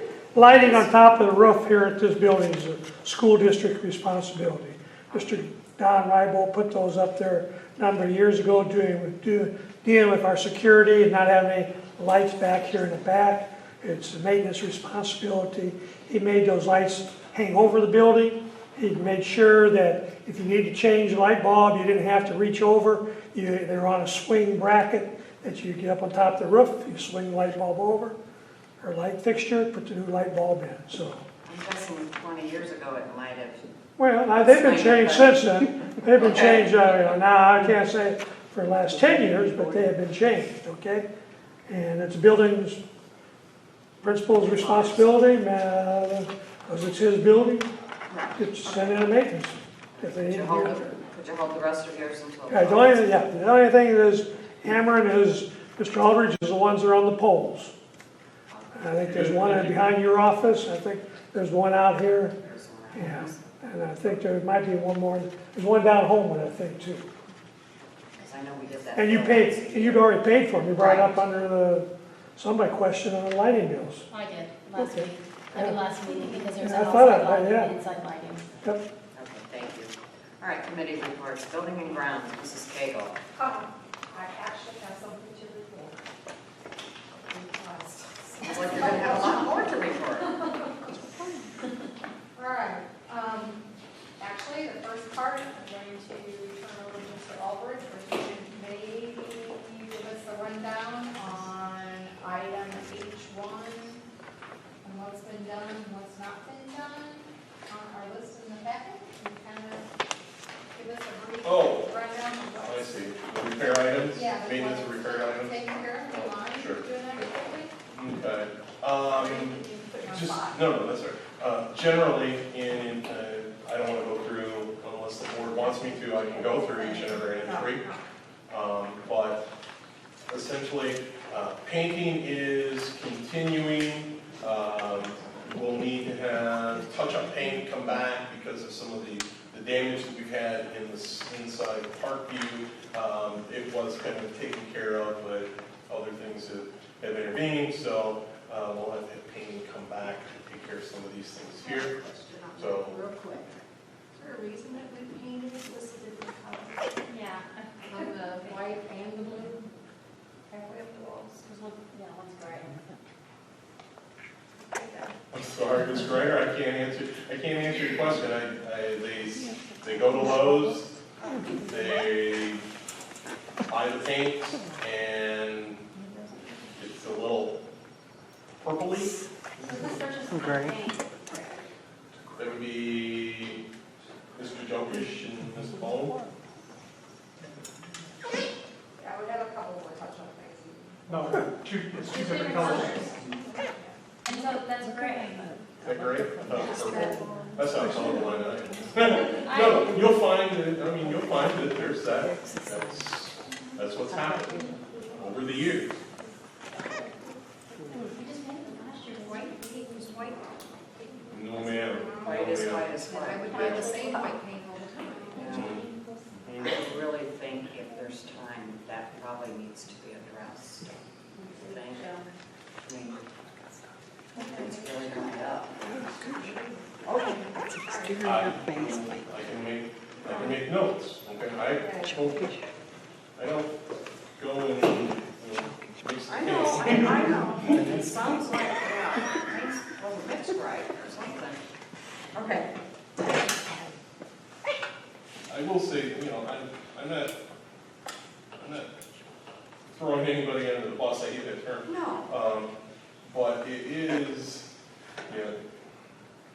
you go and you're almost at the mercy of whoever is there. They might push the same buttons, but whatever is left in that spot that's coming out might have it, a little bit different tint or hue to it when they're mixing it. So, even though we go in there with white 200, it may have something else that was in those little spotty things that mix the colors. When we say that there's a difference, maybe we should continue and paint the whole wall. At least That could be something that could be addressed. That's a time issue and trying to get all of it addressed that even the board see. Yeah, there are a And we lot. might need a bit more paint, which would give you another color. Okay. So am I hearing repaint, cafeteria, Parkview? That was only me. Consensus. Nobody else was? No, there's time. If there's time, I mean, maybe a couple 5-gallon buckets so we know we got the same color. I'm not criticizing the paint job. I'm surprised at the color. I never noticed it before. Yeah, we've done it every year. Oh, yeah. We've done white every Never noticed year. it I this know. close. And we've never had gray. Okay. There are different shades of blue and, different spots all over the school. And in South as well, there's different colors of yellow and And sometimes it's it's just up hard. to shade fade. The paint fades, it gets dirty, it's hard to match all the time, if you have the right And maybe numbers. we could say if the painter notices substantially that it's gray, not white, that it's up to her discretion to go get more white paint.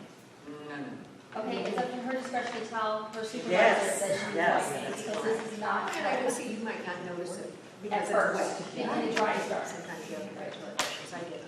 That she can have some discretion to say this is not. Moving right along. Okay.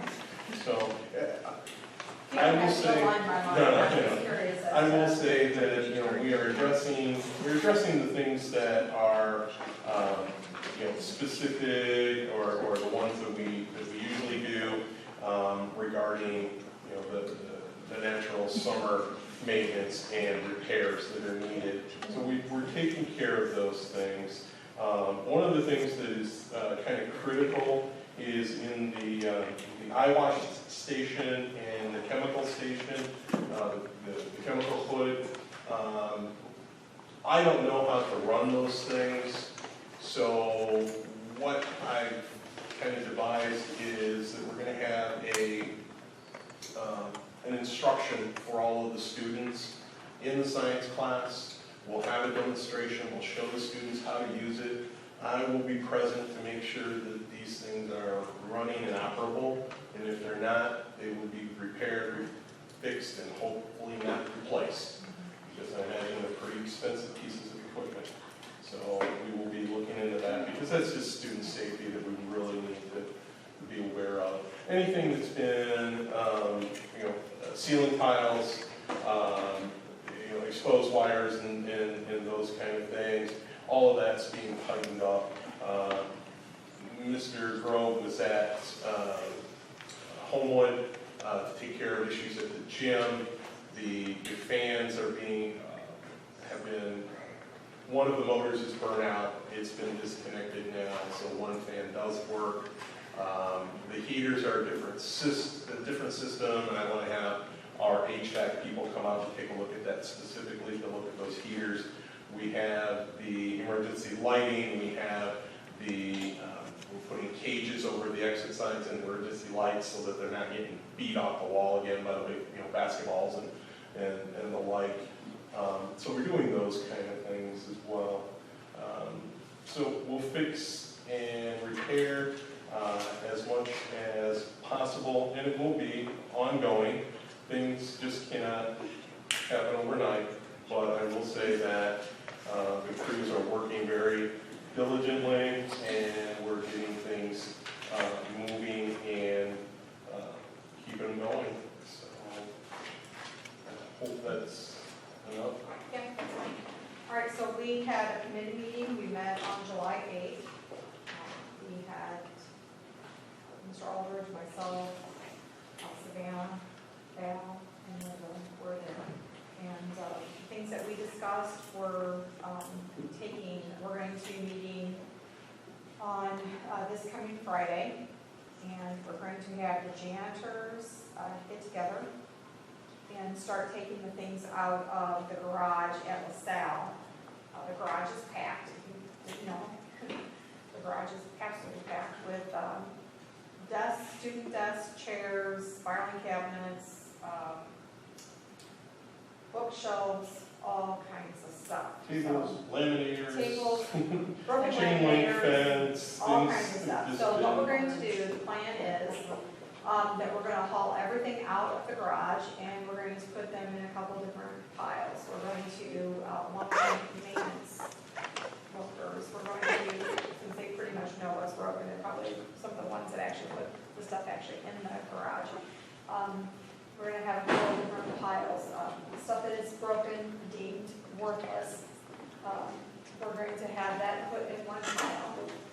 Stuff that is actually can be used, we're going to have that put in a different pile or a different section, and get it set up that way. The stuff is absolutely useless, cannot be used at all, it's just purely junk. We're going to have that, labeled to be ditched. Okay. The stuff that is actually can be used, we're going to reorganize and restack it so that we're back in the garage in a hopefully nice, neat, organized way. All right. It was brought up by Mrs. Reagan that one of the ideas is that to talk to Pace about, let's say that we have a bunch of desks that are, or a bunch of filing cabinets that are just basically junk. No one wants them. Maybe the drawers are broken, or the desk has broken legs to where, the rivets are off and that type of thing. Talk to Pace about having them come and coming out on Friday, because we haven't talked about that yet, but having them come with, some things to disassemble that and take the metal from that and have that metal recycled as a fundraising type thing for them to use that back towards something for the school, for the kids. So we thought as a committee that actually sounded pretty decent. So, none of us really thought of that, so that actually sounded pretty good. Plus, we don't have to go through the expense of throwing that stuff away or having a garage sale to get rid of that stuff. So, the other thought process was the things that are put back into the garage, at some point we need to decide, let's say there are 50 desks that are good, or what we think are good shape. We need to then, have a list of things that are put, that are actually good and usable, then what are we going to do with it?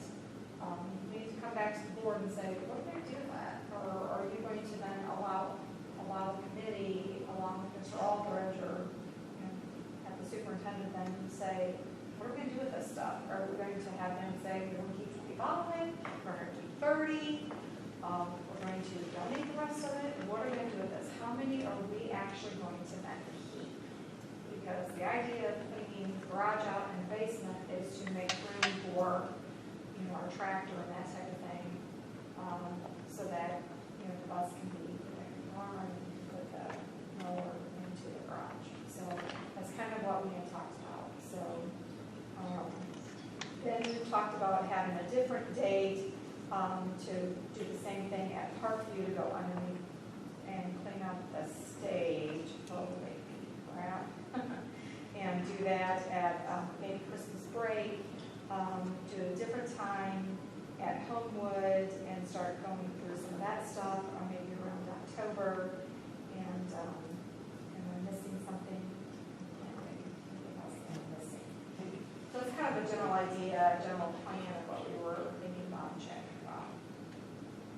And we talked about making a list because like some teachers want desks and tables. There's some tables out there that Mr. Jokish felt that maybe some of the teachers here wanted. So we thought about making a list to see if they want the tables over here, so we bring them over. And there was, the TVs. The TVs are good, but no one wants them. And if you put them in the garage, it's just gonna, between the heat and cold, they're gonna work anyway.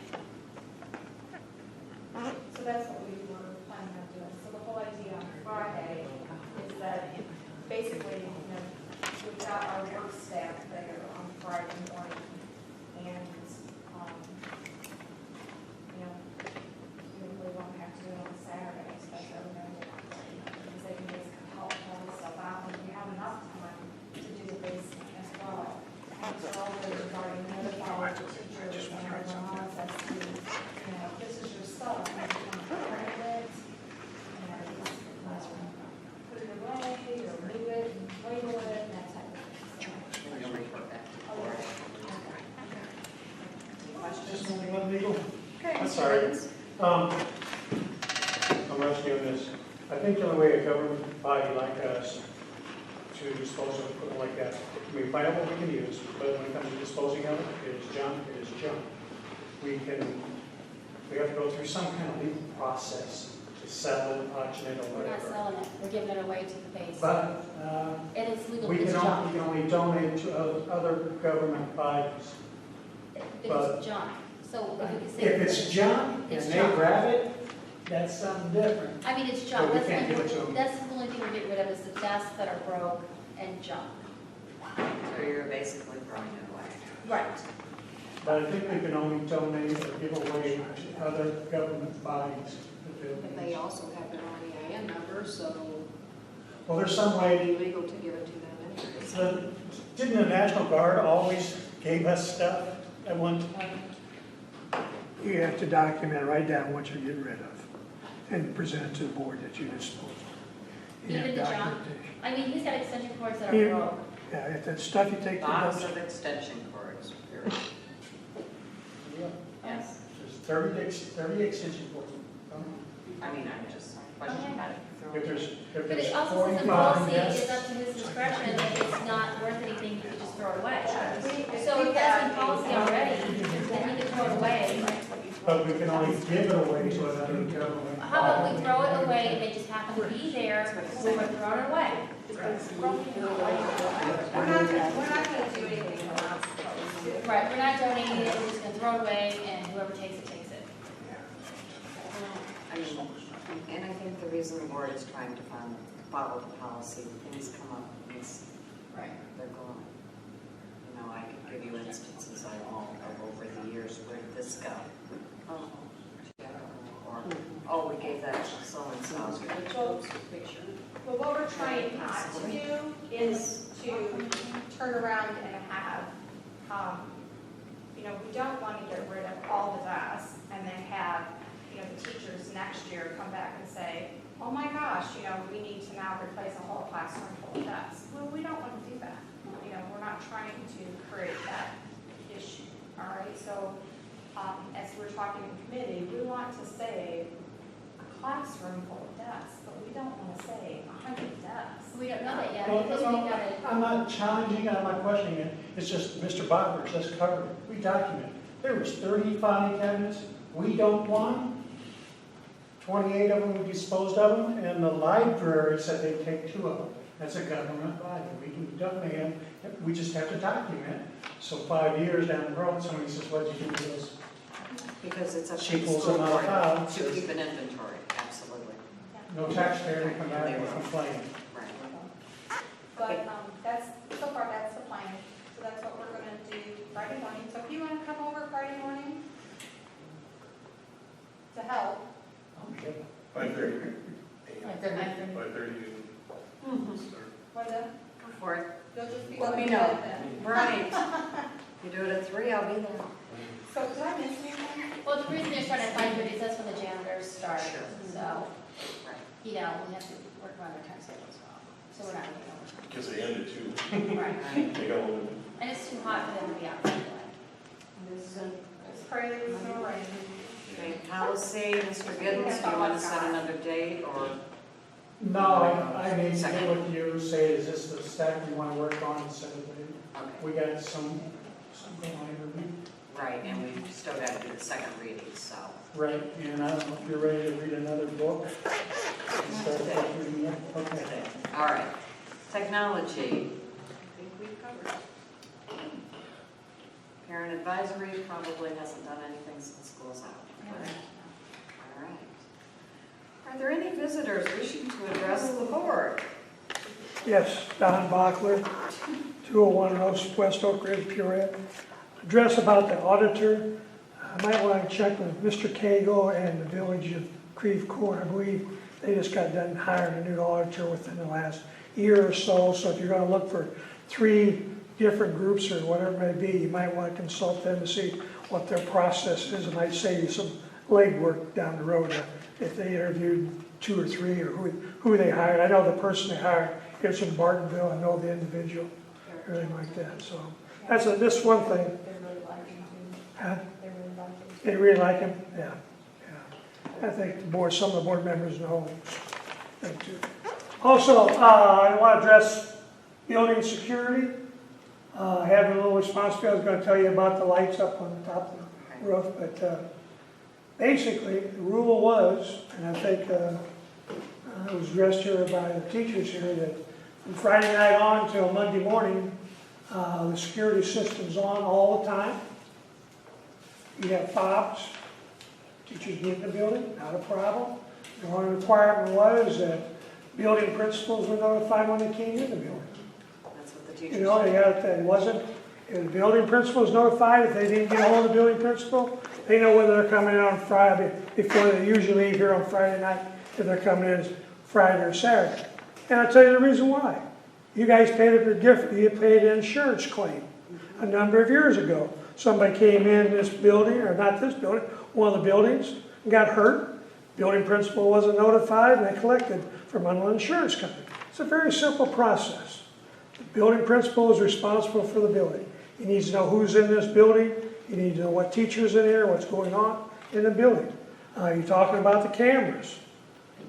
At one time, you had cameras all the time in the building. They were functional. And if I recall right, cameras even worked at the meeting. When you're going to talk about moving the administration building back, you might want to see about having them hooked up to the administration building. They were at one time. We're on the internet. That's right, they're on the internet. Wireless system. They're on the wireless. So, I mean, these are things that deals with security that you need to think about addressing. But, you know, the basic deal is you don't come in on weekends unless the building principal is notified.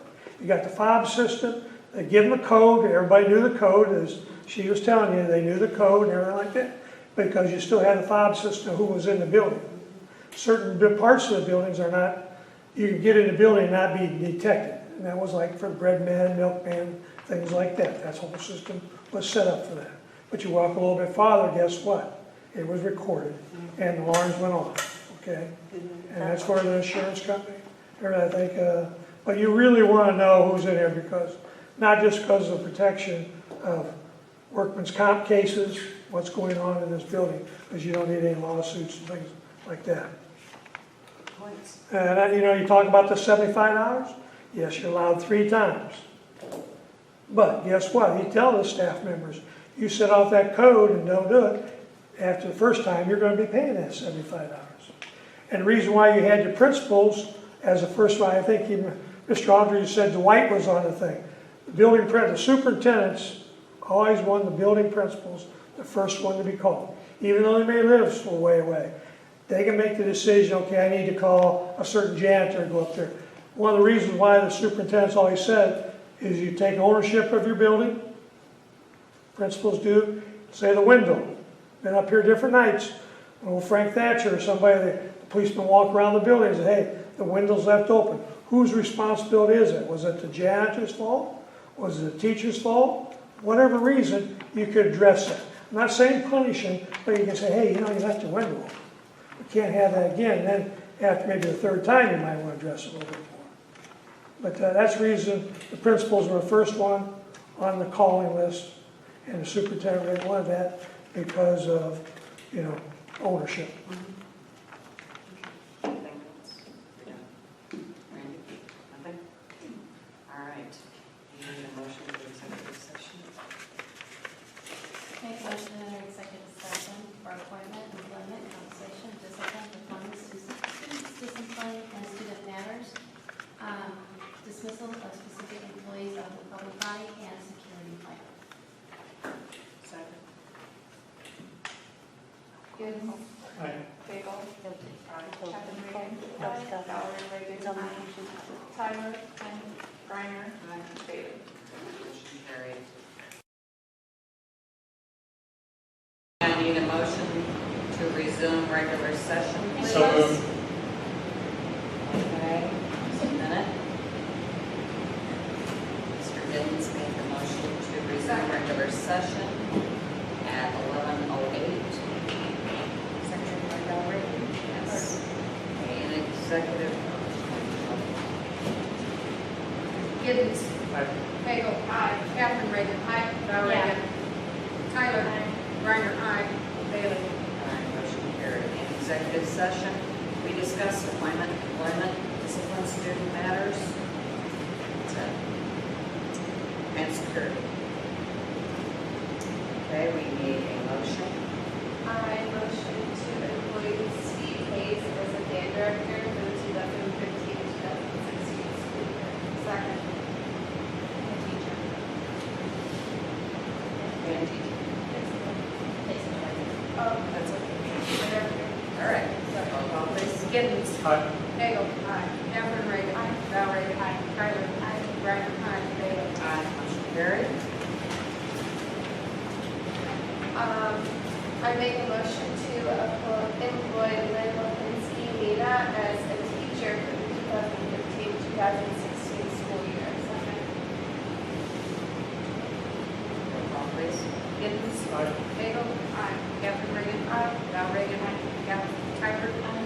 Reiner. Aye. Bailey. Aye. Motion carried. Make a motion to adjourn. Second. Who made the motion? Me. Bagel. Second. Roll call.